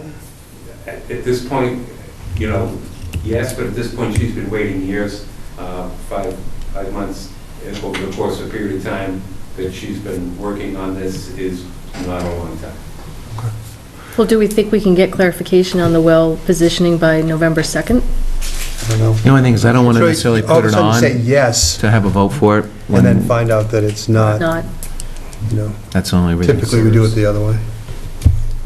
I hate Does to anyone say want to it, make a motion for this, or do we want to postpone it? I'd say postpone it. Okay, so why don't we do that, Mike? Working on it, Yeah. if it happens in the spring, great. If you can get together with Kevin and Jimmy and find I out, will catch up with him. I didn't follow it up any further. Yeah. I saw the gate and printed the plan out, and I didn't see. Well, see, now that makes sense, that there would be a gate, because there would have been a well up there, and that's the reason why they had it. Does make sense. And I knew there was a well closed down in that area because of a high manganese content, but that's not to say 10 years down the road, they can't come up with something that Right. takes up the manganese. That's why our driving range is brown. Because we couldn't water it. That's right, that's exactly right. okay, Thank you. thanks, All right, Mike. thank you, Michael. So we won't put that on the So warrant. move to postpone the release of the restriction on Torrance Lane? Is that what we want? I think we're moving to take it off the warrant. Okay. Do we need to make that motion? Yeah. why don't we have a motion to rescind the art... What's What that? article is It's it? already there. Yeah, it's already on the warrant. Has it been, Yeah, I You're think you're voting saving the the warrant spot for tonight. it. so we don't have to, You could just don't vote to put it on. yeah. Don't vote for it. At the end? We'll do that when we go through all the motions. Gotcha. Next item is a land swap off of Clap Road. We talked about that last week. The owners of the property, I don't, you can put yourself down there, but we'll talk about it, and if you'll be there to answer questions. Want to put out to some of the members Oh, yeah, that's a good idea. Actually, Maura, I don't know if, we talked about this briefly. I saw it at the Water Resources. Or at some point, there might be some questions here for Okay, I was you. just going to catch up with Mike before he left. Okay, I'll be right thanks. back. So, just a quick summary on the proposal. I'll wait till, can you see that, Maura? I can see everything. So the piece of property is the, John, can you get that? If not, there's an easel. Oh, thanks, I can see. Okay, thank you, I've seen it, thanks. yeah, so the opportunity for the town is a land swap, which, John, do you have the one on the ground over there? Yep. All right, so it's the piece of property in the white outline on the far right, which is about 2.9 acres, 2.7 acres or something, for the bluish piece of property just southwest of that, which is close to 9 acres. I think it's like a 3 for 9 acre swap. The 3 acres or just under 3 acres of property that they are looking to gain are under conservation restriction, and they're part of the Damon property that we just bought with CPC funds. The other piece of property abuts the Damon property and abuts our water supply, and like I said, is 9 acres instead of 3 acres. So that is what this family is looking to donate to the town. They want to keep it under conservation, and obviously the piece of property that they're taking would be taken out of conservation. They're aware, and we're all aware, that that takes an act of legislation, just like we're doing on Booth Hill Road for the Livingston property. That is gone just about through. Has that gone through, Lorraine? I know it's in the final stages. It's at the state level Yeah, now. yeah, so it's at the final stages of that, and that would have to occur in order for this to happen. But in essence, the town would be getting 9 acres of land to put in conservation for 3 acres of land to come out of conservation. And last meeting, there were some questions about whether it was, John brought up some points, is it good land, is it upland, and we might, and what did Concom comments on it. Frank Snow was here, and he mentioned that it was, he said the Concom had not gone through their process on it, but that he knows the property well, and he thought it was good upland land back there, so. I thought the last thing he said was that they were in favor of it when they had talked Okay. about it. So we need to discuss here and see if we want to put it before the town. The town would have to vote in favor of it in order for it to pass, and then the legislation would have to vote in order for it to occur. Any questions? Well, we got, oh, I'm sorry, go ahead. I just want to clarify access again for the land that we would be getting. So, as I remember, the access to the land we'd be getting is off, I don't Of recall. conservation? Is it Conservation Road? Is it off of Conservation Way, Conservation Way. So, that's right there. I got you. Whoops, no, I'm wrong, it's right there. I had it upside down. so there's a cul-de-sac. I drove out and looked Get to at the that property. A cul-de-sac at the end of Conservation Way, which How do you get to abuts that frontage there. Okay. And then This is a new the house one being thing that Frank Shaw mentioned is that there's still access to the Damon property north of the access that, Right there were there 2 on- access points before. Right there on right? Clap? Okay. So there were 2 before, the yellow Okay. strip on that. So you'd thing. have one over here and then access off of conservation to the other side? Right. I'd rather not open up access over there. Okay.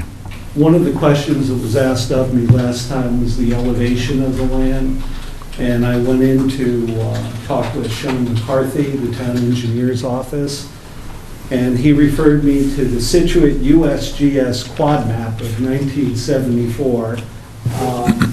with elevation circles on it, and he counted them out. And from Conservation Way, this land goes up approximately 20 feet, if not a little bit more from there. So it's a steady rise from there. And then the land in the water supply area along the edge falls off into the water supply area. But it's higher than the Conservation Way where houses are built. So that was answered. The other thing that you asked me was for some documentation of the exact acreage and all that, and I went to the assessor's office, talked to him about it. We went through all the deeds and the records and what the town has, and published that for you. And so you have the specific. I've called the Conservation Commission multiple times, and they've and, the other thing was there was an interest in walking the land, wanted to walk it with anybody who wanted to, and that hasn't happened, but it's a very nice walk, and I think you're going to enjoy it if you get out there. So I tried to follow up on everything you asked me for.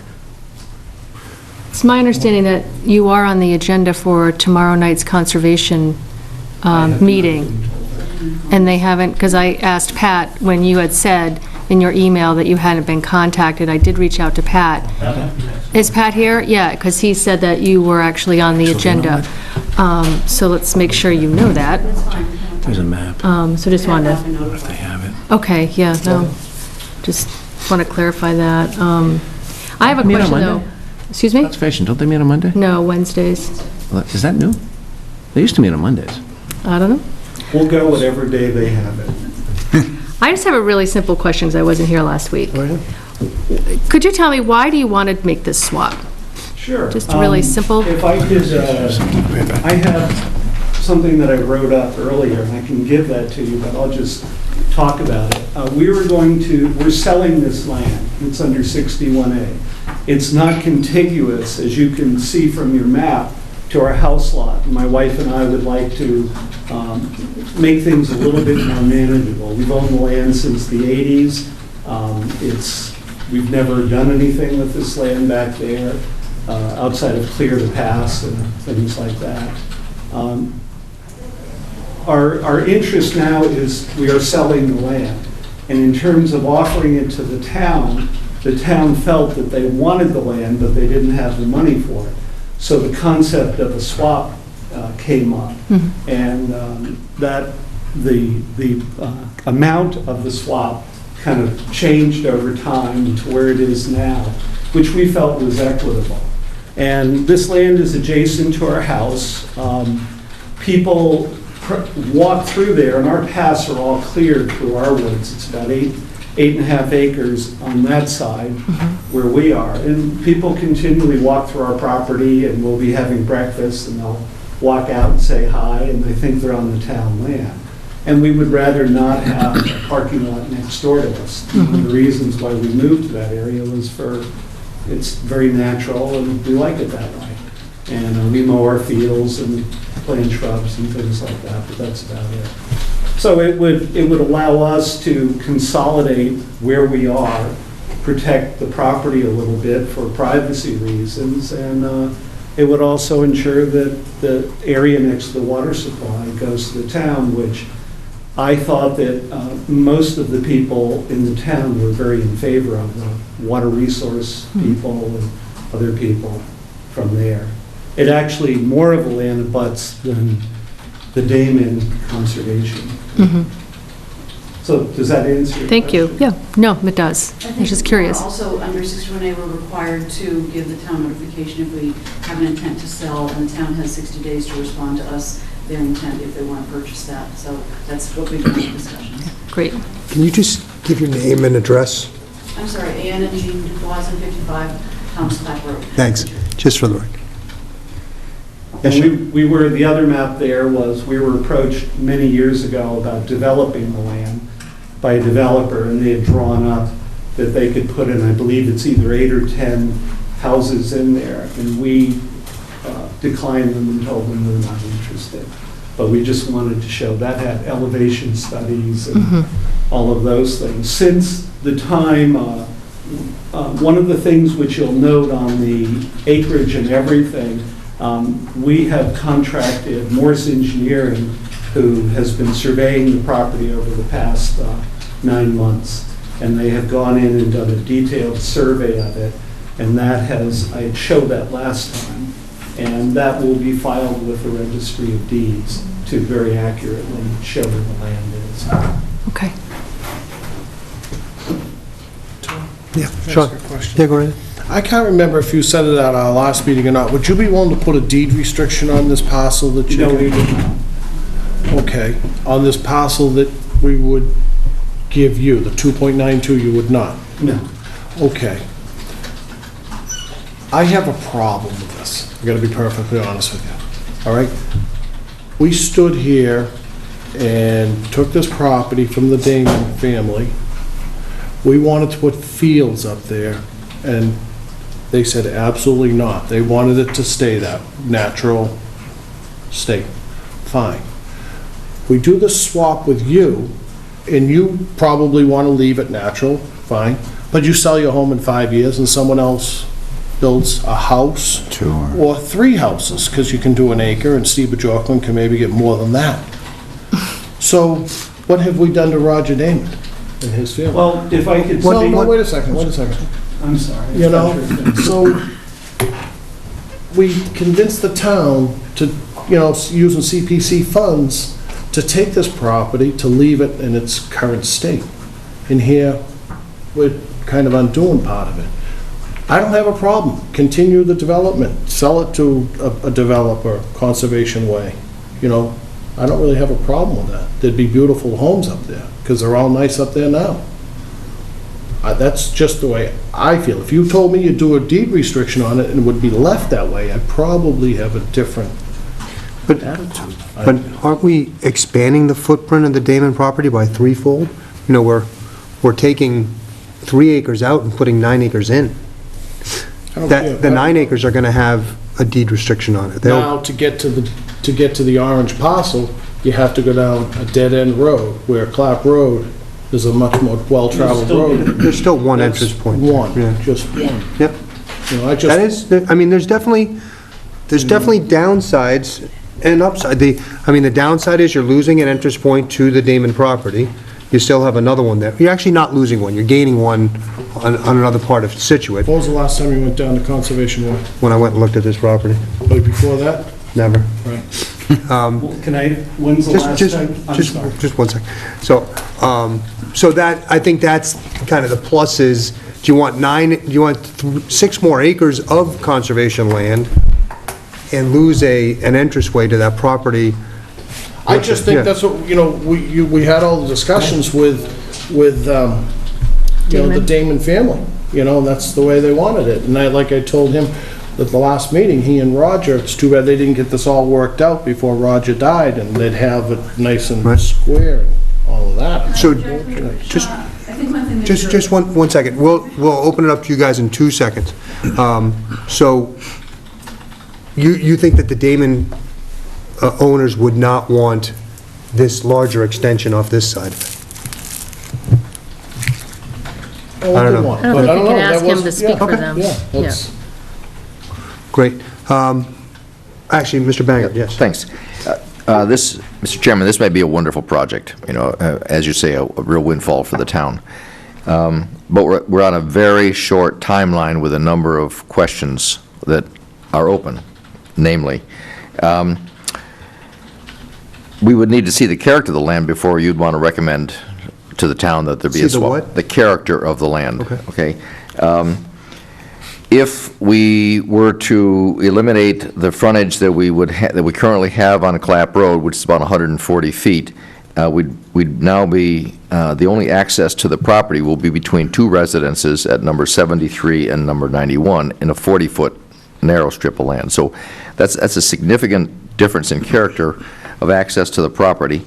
The 2.9 acres has a conservation restriction on it. That would need to be removed.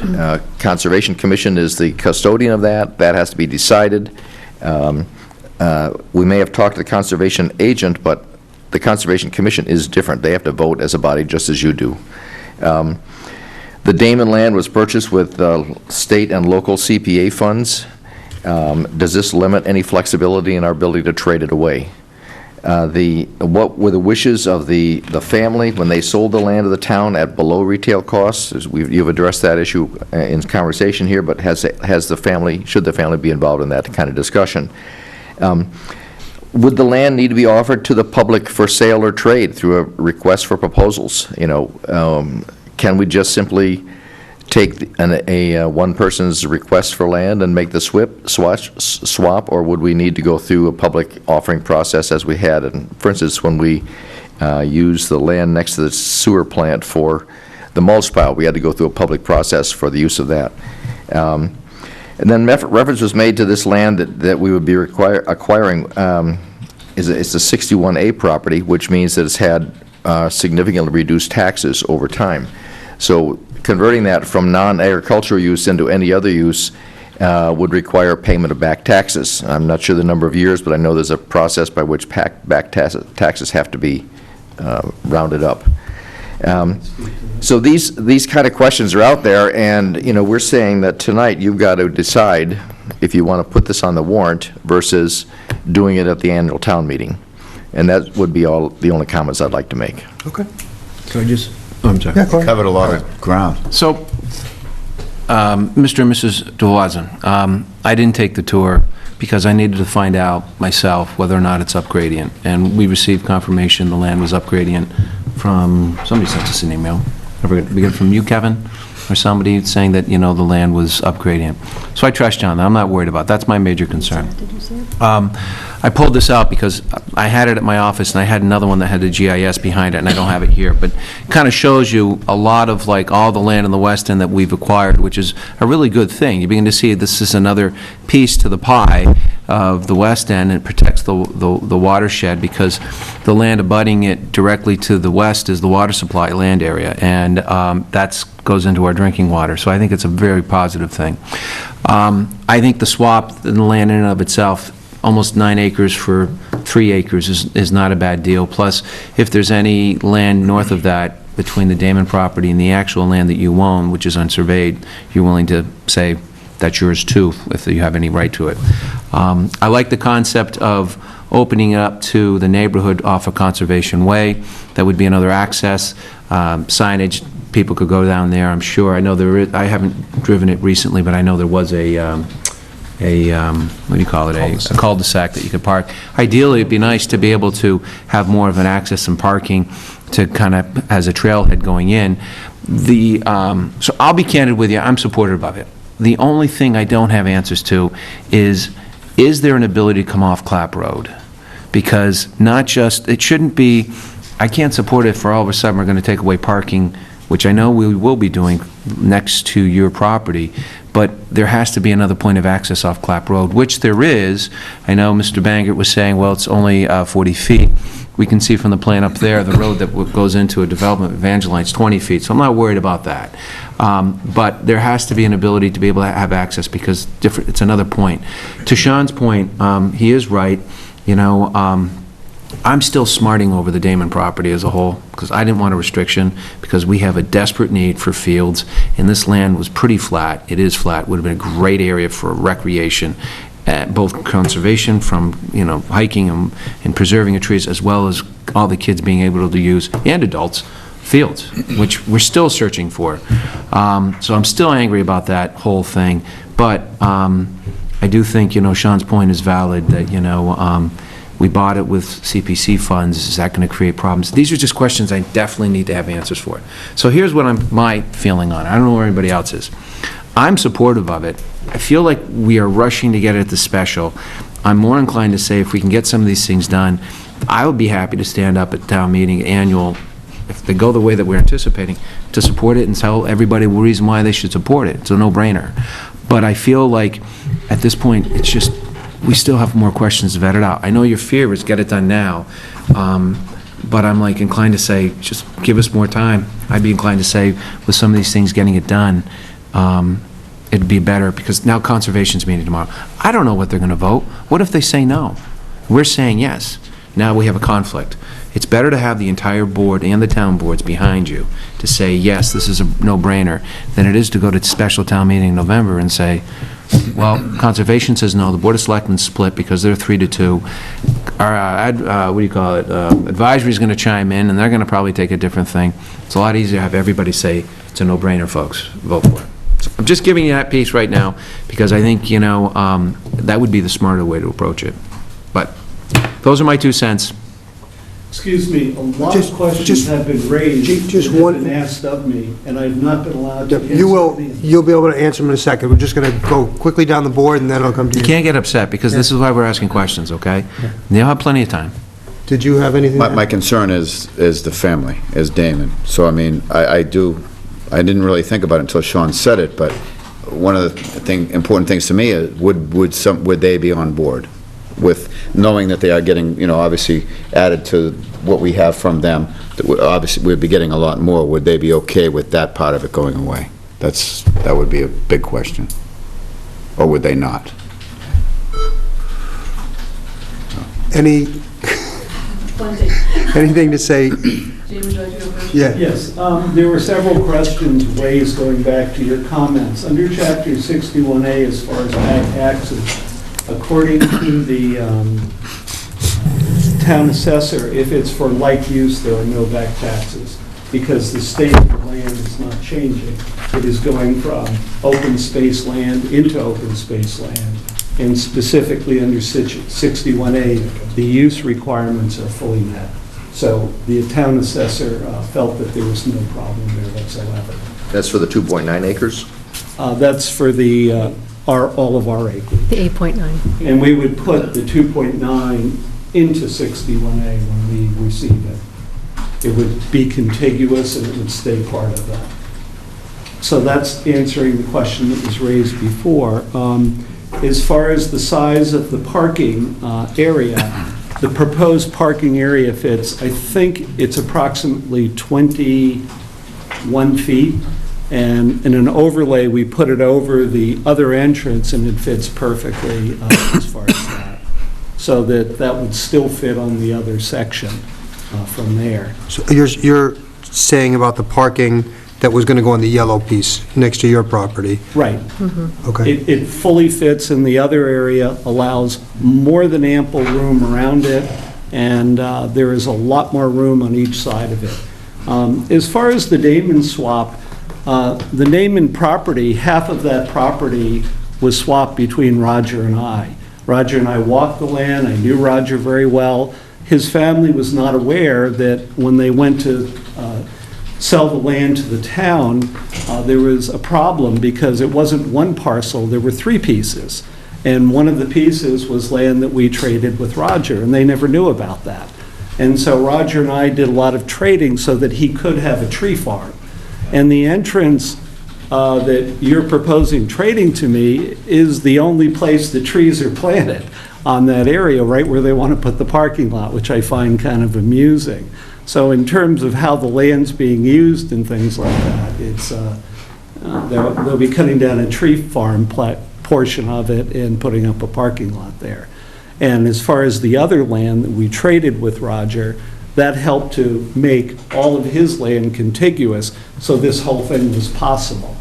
And rather than trying to restrict something like this, we not only traded with Roger, but we helped the Damon family to piece together all the documents so that they could trade with the town. And we were very supportive of it and helped them quite a bit in that. So those are the only things I wanted to address. Did you have? I think someone here mentioned their fear, and I want to be clear that we're not fearful about this. We think this is the right thing to do for the town. And as far as fear, we can develop it. Okay, that's the bottom line. But that's not a good argument right now, okay? Because, I mean, if that's what you're going to say, then you know what? People are going to say, then do it. And I'm trying to say to you, you know what? It's better to vet it all through. That's all. I mean, I've heard that before when I've been on zoning. We're going to come in and do it. I'm just trying to tell you, that's not the best argument to make. I agree with you on vetting it. We're fully in favor of that. I think if you come up and walk the land, I welcome every one of you to come do that. And if you find anything wrong, I'd love to, go over it with you, and I think you're going to really enjoy the area. It's a beautiful piece of property.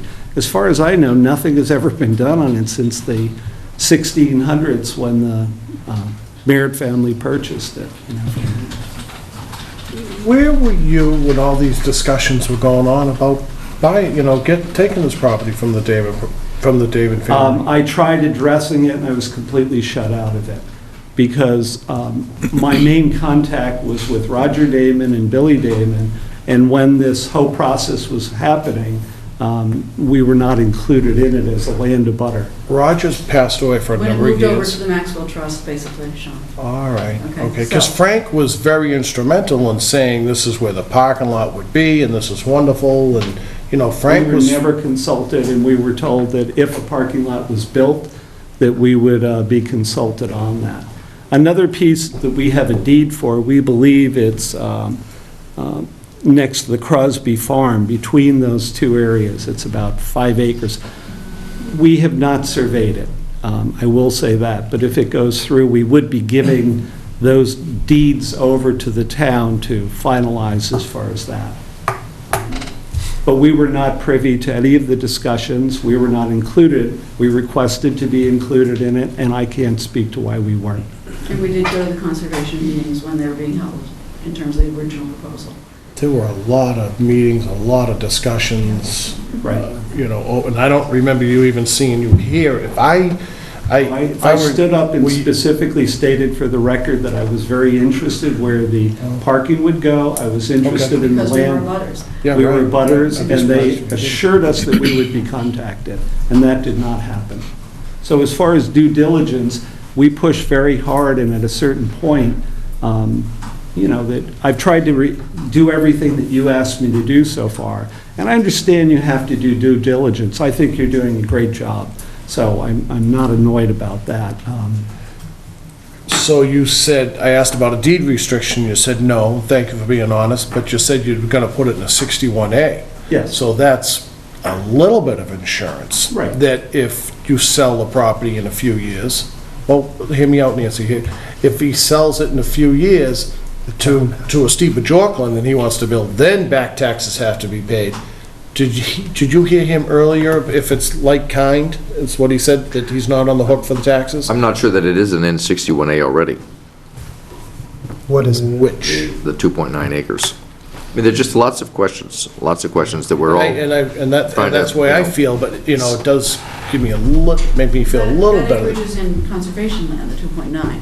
Yeah. So it's in like usage as far as that. In other words, 61A was created because so much farmland was being gobbled up that the state came in and said that we want to do something to preserve open space.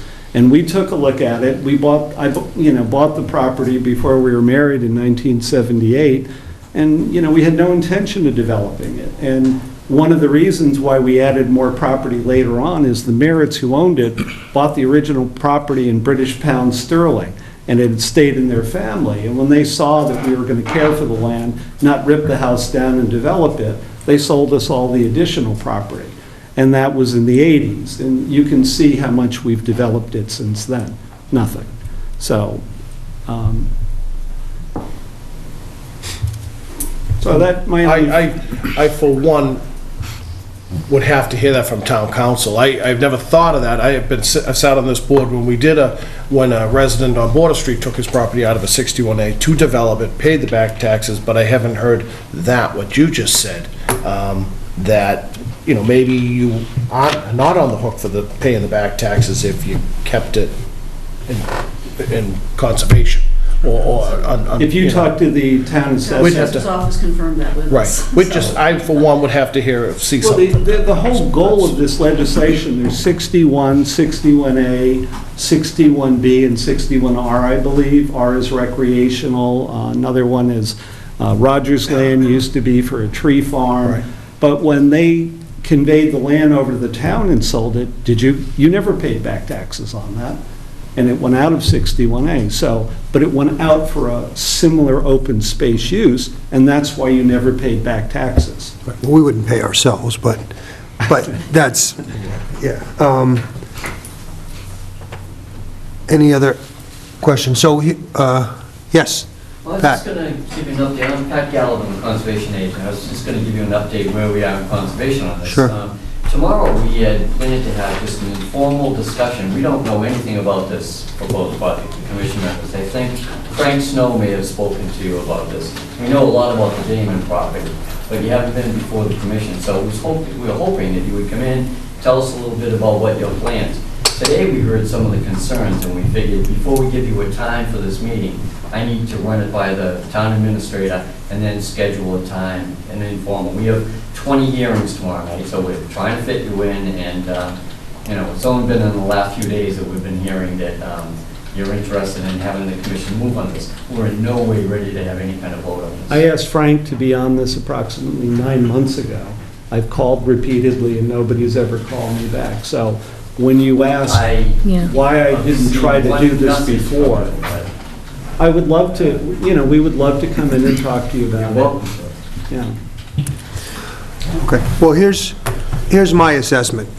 I personally think it's a good deal. Just the math of it makes sense to me, and getting land that's closer to the water supply and not having that potentially developed, I think, is an asset to the town. And if you get these other little pieces, that's just gravy on top of that. I hear the board and the people's questions. It seems like we don't have the complete answers to everything that everybody wants right now. I think you're getting the sense that we have to be ultra careful on these things, because if all of a sudden we buy swampland, we're going to hear it till forever. Right. So we have to be very cautious going through this, and we have to get people like town council, like the conservation agent, like the assessor to write us documentation that says, yes, 61A would do this, and yes, it is upland, and yes, whatever it happens to be. So I think it's going probably slower than you'd like it to go, but this is probably the normal course, Sean, you know better than all of us, for getting stuff done. Sometimes it doesn't go at the speed that people want it to. So I will agree 100% with what John said, that if you don't go in there with all your ducks in a row, I've seen many things fail at town meeting just because of that, just because of a question. So I would advise having everything in order before we present it. That being said, I will ask for a motion and see if we want to put it on there. Overall, and I think the sense of at least some of us up here is that it's a good opportunity for the town. You're going to get 3 times the conservation land than you have right now in a good location. So does anyone, how do we want to proceed here? Does anyone want to make a motion to put it on the warrant, or do something else? I'm in agreement that I think a little more due diligence needs to take place. I'm supportive of it. Yeah, At this point, I just need a few more questions. And that's, I mean, I'm happy to put the motion before the board, but I don't think you're going to get the votes. So the question is, do you want to work with us just a little bit further? The further means annual town meeting. I'd like to follow up with you offline about why you were excluded from the process when the Damon property, but that's a discussion we can have separately. But I have to tell you right now, I see the benefit. It's uplands, conservation way. The people who live off of First Parish can gain access. It's another trailhead in, a second trailhead in off of Clap Road. I'd like to know more about potentially the descriptions that may be ambiguous, that may connect under the water supply area over to the Crosby Preserve area, because I'm like, that's linkage. And the key about all this conservation area and all this open space is linkage. And you may provide a linkage to go between the Damon property and the Crosby Preserve, which is tremendous. And so I just see a lot of this as being a positive thing. Just work with us a little bit more. Conservation, you know what, if I would say you've had maybe, for whatever reason you haven't met, I get it. Guess what? In the next month or 2, I can guarantee you'll meet with conservation. I'm happy to go and listen and participate, because I think it's a good thing. Well, thank you for your time. Thank you. Great. Thank you both.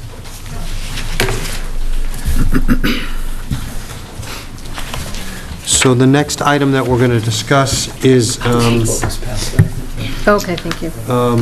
the other warrant articles for the special town meeting. And that is,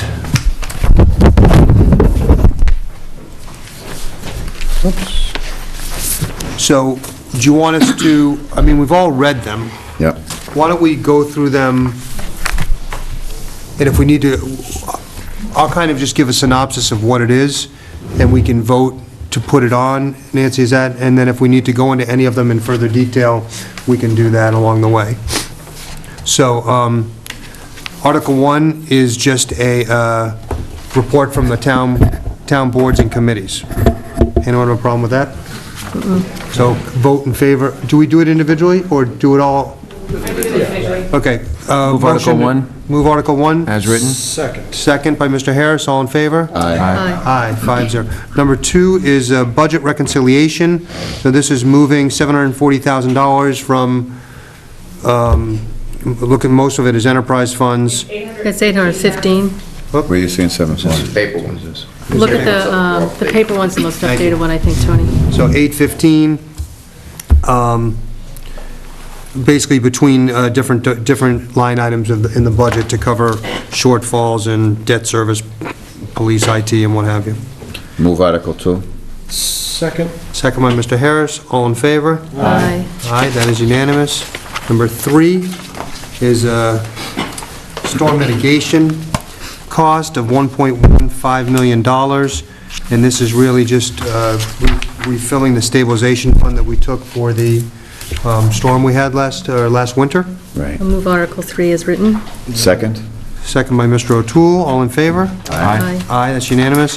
The next article is number 4, which is just a reconciliation of the debt and interest, so it looks like about $1,500, no, excuse me, $1.5 million. Is this the one we talked about, how we want to allocate the premium? No, this one's different. This is actually reducing town meeting's authorization for our debt service, because now that the bond is issued, we're going to owe $1.5 million less than we thought we were going to owe. So we're just Move Article 4. Moved by Mr. O'Toole. Second. Yeah, Second by Mr. Harris, all in favor? Aye. Aye. This is Wampatuck renovations from the surplus funding. So we're going to apply the funding from Wampatuck to the middle school project. Not in addition to, but to remove some of Reduce. borrowing of. Do we need to have an amount in here? It will be in the motion, but it's approximately $85,000. Okay. And Wampatuck was a debt exclusion. Yep. Right.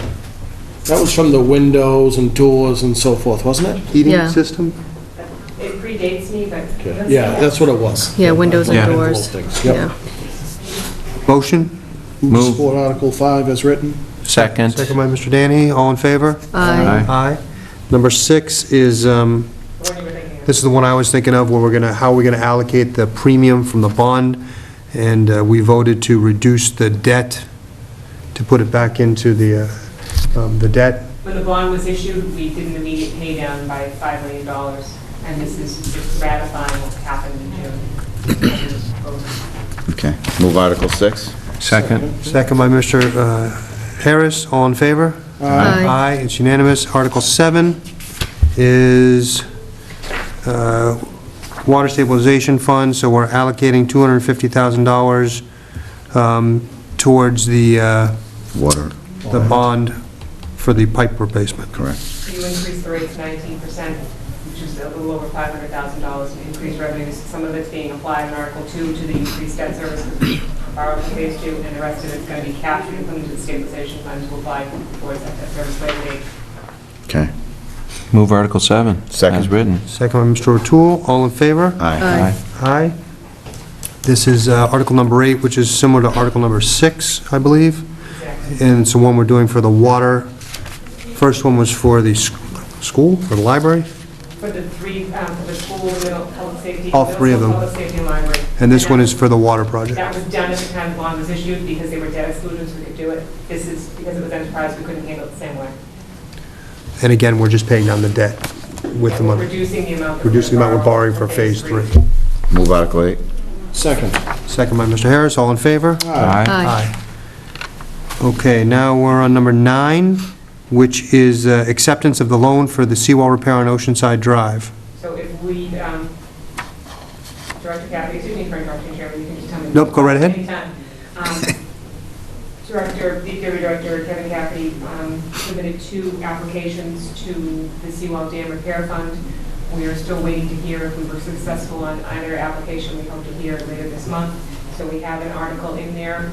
We hopefully will have good news, and we'll be going to town meeting asking them to accept that so that we can move forward with one of those 2 projects. So it's like a placeholder? You know, and it's an opportunity for free money or low-interest loan money. All right, so move Article 9. Second? Second by Mr. Dehaney. All in favor? Dehaney? Aye.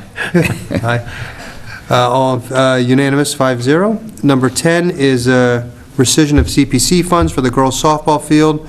So this was a field that we're going to put out here, but the middle school's going there, so they can't build it there. Right. And the CPC is very specific to the location, so we have to rescind that, and they're going to look for another place for the field. I move Article 10 as written. Second. Second by Mr. O'Toole. All in favor? Aye. Aye. Just a point of discussion. Do you realize this was 6 years ago? The softball field? Yeah. That's right. This is, we have got to get a softball right. field. I was It has gonna got to say, be Tony, built. let's not forget It's about it. embarrassing. They've put in an Well, they're application. doing it, There yeah. are 2 It applications has that got are to be in. built. This is 6 years. Well, the whole field Just needs to be done assessment right. program Yeah. is working on that right I now. remember when we voted that, and I'm like, oh, 6 years. Yeah. More impatient. Article 11. Article 11 is rescission of unused debt, unissued debt. So this is $130,000 for a bucket truck. And we bought a used one for 70, so we have 60,000 in appropriation authorization that we've never borrowed, so we just want to rescind that. I like a lot of these articles, putting money, I like that. So when Move we Article 11. Moved by Mr. O'Toole, second by Mr. Harris, all in favor? Aye. So the $70,000 was never borrowed, Right. but it's CPC funds, so it just goes back to general? It's not CPC. No, this is for a bucket truck. CPC, Bucket. yeah. That authorization is now gone. Okay. So they can't borrow it now. Great. What The should we next use one But is, it gets us off, it gets, bucket makes us look Comes off better. the debt. That's Yeah. right, makes, We don't have all these outstanding authorizations that we They're beautiful bucket trucks. Article 12 is general bylaw amendment, CPC term. So this is the one we're saying, just clarifying the fact that all CPC members have a one-year term. So it's moving everyone to 1? Okay. It has always been that way, it just wasn't written well. It Okay. appears in 2 different places in the bylaws with 2 different terms. Shocking. Yeah. Okay. Good to Motion, correct. Mr. I move Article 12 as written. Second by Mr. Harris, all in favor? Aye. Aye. Aye, it is unanimous. Article number 13, bylaw amendment for Historical Commission. We're changing the word society to commission. That's not bad. Move to support Article 13 as written. Second, discussion. Are we changing the town administrator to town manager on this at all? I don't know, let's see if we, maybe it'll pop Okay. up in the next couple. Just checking. I think in this one, it was commission, but they used society as a typo Yeah. in a couple places. Right. No, I'm just curious about the, A motion by Mr. Harris, second by Second. Mr. O'Toole. All in favor? aye. Aye, it's unanimous. Article 14, you voted already, 3 to 2. We voted that. I think we going to wait, so this will, I'll have to. No, they actually voted it. Yep, because I forgot the nays. And Yes. Right. You did. The maze? the 2 wingmen, The nays. Oh, the said- Right. Tory Lane, we decided to wait for more information, as well as Article 16, we waited for more information. So do we And- need to officially vote to Do we have to vote? postpone it, or what do we? I think we don't vote it. What happens is, Anything? I think by not voting it, they're not there. they're not there. We're putting Okay. them on the warrant. They're your articles. So you just change the numbers? But back to 14, though, you still have to do that one, right, Tony? 16. You still have to We did it put it already. on and somebody second it? Okay. We did it, Because it was yeah. 3-2. Right, Favor. right, Right. yeah. So now what's Article 17 will become Article 15. Right. Once we vote it. And Article 17 is the changing of the bylaws for the microbrewery language that we talked about. Yeah. Move Article 17, zoning amendment microbrewery, as written. Second. Second. Second by Mr. O'Toole, all in favor? Aye. Aye, it is unanimous. Okay, so we went through all those. So 17 will go to 15. Right. That's the only change. Are we having another meeting beforehand? Do we have to assign these tonight? Yes. And there is. We have to assign them? One other vote. Don't we have another meet? No. No. Well, you have another meeting. You could assign that to October 20th Yeah. meeting if you Yes. want. Yeah, we don't have to do it right now. All right, I'll move that 1 through 14 go to Ms. Curran. Second? Second. We will, all right, we did that, so now we have a, oh, it says assign the warrant. Okay, so do we want to assign them now, or do we want to wait? I'd wait. Doesn't matter, right? No, it doesn't really. Doesn't It takes 5 minutes to do it. Well, Just as have long a as you look have at enough, them. when's the next meeting? October 20th. 20th, it's The warrant November has to be 2nd, posted by October 19th. so we've got plenty of time for people to get whatever information they need. And then you have a good clean copy. Great, I don't care. okay. Moving, yes, ma'am. Can we have you take that one other get-out-of-jail-free card vote? What's that? I think gave you on her executive action request, which is that if there's any Scrivener's errors. Oh, sure. Or town council comes back with any changes, they, even though you have voted this, they can still be made. Yes. So you have, Is it on, written somewhere? it's on the tablet. It's, Move that the board approve the warrant, the November 2nd, 2015 special town meeting contingent upon any further changes by town council. I move that the board approve the warrant for the November 2nd, 2005 special town meeting contingent upon any further changes by town council and/or the town administrator. Second. Second by Mr. O'Toole. Further discussion? Seeing none, all in favor? Aye. Aye, it is unanimous. Thank you for reminding me. Moving on to new business, we have a discussion vote for a one-day beer and wine license. Move to grant Ellen McKenzie a one-day beer and wine license for an event at the Scituate Maritime Center on October 23rd, 2015, from 6:30 to 10:30 p.m. Second? Second by Mr. Danahy, all in favor? Aye. And other business. So we have correspondence. I think we have one, we have a couple, right? The first one, Maura, do you want to do it, or do you want me to just? You can do the first one. You want to do the first one? Because we have to make, or it's just notice, right? it's just a notice. We have a notice from Michael Sweeney, who's the interim executive director from the Massachusetts State Lottery Commission. They're going to put a Keno, Casino? Oh. a Keno store at the Scituate Package Store. Yep, on 184 Front Street, just advising us. And we have 21 days if we object to respond.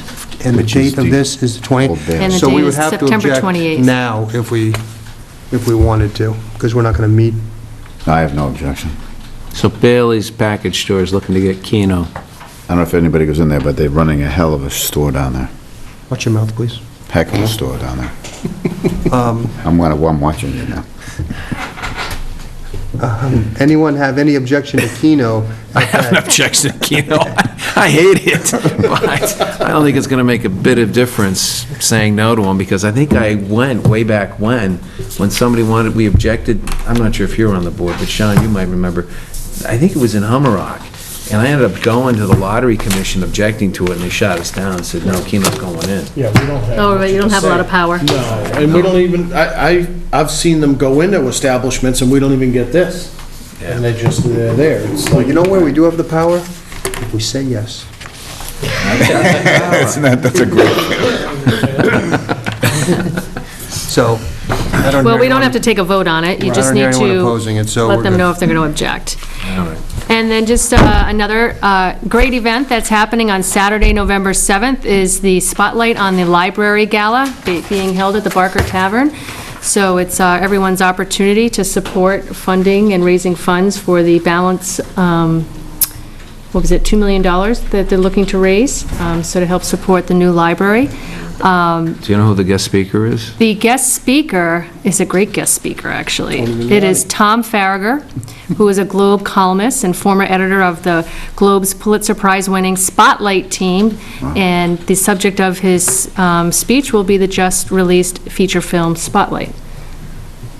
Now, I just want to say something. Which? Tom lives in Scituate. I He actually lives understand that. right down the street from me. The guy is phenomenal. If you read his editorials, he's usually now, he was, or I think he is the head editor of the local. He is just phenomenal in his writing, and I have to say, you might see him jogging early in the morning, because you'll see him, he jogs all over the place. He's a great guy, he's a great family, and so, yeah, I'm going to try to make it, because I'm sure it'll be a Be great to very hear him. interesting speaker. So visit SituateLibraryFoundation.org for your information and your ticket Okay. purchases. Marty, any other stuff for you? I'm afraid to say anything. Is this like other business? Yep, anything you Okay. want. Well, everybody's seen the magazine around the New England Boating Magazine, where they did a nice little layout of Scituate? Well, last night, the Economic Development Commission, well, minus them, because none of them showed up, but they had a nice little thing at TK's, and they put out a spread of food and different things, and the cast and the production crew from the show were all there, and it was funded by one of the beer companies, and it was a really nice thing that they did for Scituate. They just went through the whole harbor, they went to the Spit, they went to all the, a lot of the shops, and it was quite a nice take for Scituate last night, so. That's great. Yeah, That's what awesome. we created the committee for, so. Yeah, that's right. None of them were there, but there were John, a couple of any- people from the You chamber. know, I just heard somebody today tell me there was an incident back on Sunday, September 27th. There was a boater in distress, and they had called, I guess, the regular number. Sean, you probably know what the number would be. It's like the Coast Guard number or something like this, that you don't call 911. Channel 9, probably. On the radio? On the radio. Channel 9. So the boat it hadn't gotten into flames, but it was smoking, and the fire department arrived. So they ended up leaving, with their boat, having to take it from the fire headquarters, bring it to the dock, get out there, and got out there pretty quick by comparison to what, I guess the time. It took about 45 minutes for them to get out there, which is a lot. It was about a mile out. So it was like a half hour out there, and they were able to help. So I just want to say, there's a situation there that I know in the past there's a question about whether or not to have the fireboat in the water. And here's an example, because my understanding, and, I'm not sure Al or Nancy and Tricia might know, but the harbor master, I don't think, is open. They don't have their boats. They don't open their office until 8. This happened prior to. Happened like 6:30 in the morning. And I'll tell you, then the police showed up after that, but I'm like, the fire were there first. That's quite an accomplishment. So it's something to be said about why there might be a need to have a fireboat that we have in the water out there, and for future reference. So just wanted to share that and thank the fire department. And the person who had told me this were very thankful, and they just wanted to make sure that we knew that, and I wanted to share that with everybody tonight. So, thank you. Tony, I just want one quick thing you just made me think of, the retirement party. Was anybody going to cover that? It's on the 16th, on Friday the 16th, for, was it 5 different firefighters, I think, that are retired? Is that Yes. 5 of them? Yeah. It's the 16th. And tickets are available. Is that next Friday? Yeah, it's Next at Friday. the Hadley Country Club. Yep, I will not be here. Is anyone else? I'll be around. I'm going to be going, I'm here. for sure. Okay. so. Good. Oh, actually, Maybe we I'm can not get here. I'm in Baltimore. get something from Yeah. Lorraine, maybe a little certificate or something. Yeah, yeah. I actually have them all ready for your signature tonight. Good. Wow. All set. Great. Is it 5 firefighters, I think, right, in total? Maura, do you have anything? I don't. Are you going Monday? You want to talk about or you know? Okay. What, facts? Yeah. Oh, I didn't, well, I thought we pretty much covered it when Anne Marie was here. It was fabulous. John and I attended the Facts Coalition update, and they had to present their progress to the federal government representative who was here from Washington, D.C. And I'm not going to bore everybody. Anne Marie did a great job earlier this evening. It's just a fabulous organization, and I encourage any parent who is challenged in middle school years, because that really is, the operative years when kids start to change and really challenge authority. If you're having difficulty, reach out to Anne Marie and that team. They're high level of confidentiality and just terrific resources. It's funny, I meant to mention it to Anne Marie, but we might have gotten into a dialogue for another 15 minutes. I was watching CNN last night, and they're talking about bullying, but primarily dealing with 13-year-olds with cell phones, and how cell phones are turning into causing a lot of depression, a lot of stress, suicides, all these issues the kids are doing over the texting, or what's the other one that's called? It's escaping me. Instagram, and all these things. And I'm like, it's another area that could possibly need help. Who'd have thought Well, and she that said something like she's this saying all of a sudden anxiety. creates new issues for kids, and kids have it. It's crazy, but in any event. So thank you for inviting us, it was great. Anything else? Sean? No. Nothing? Okay. You have to accept the meeting minutes? Oh, I'm not done. Oh. Yeah. Tony hasn't given us his sports Have we update. got the sports update? Yeah. Come on. So first, I went to Plymouth County meeting on one night last week, and they voted the rest of their changes in their budget, and they came in on budget without having to take any money from any rainy day funds. Did they so- give themselves a raise? Another raise? No raises. They had a bunch of layoffs at the Register of Deeds this year to get everything within line, and they had to keep them that way. So it was a quick meeting, and they kept to their word. So that was good.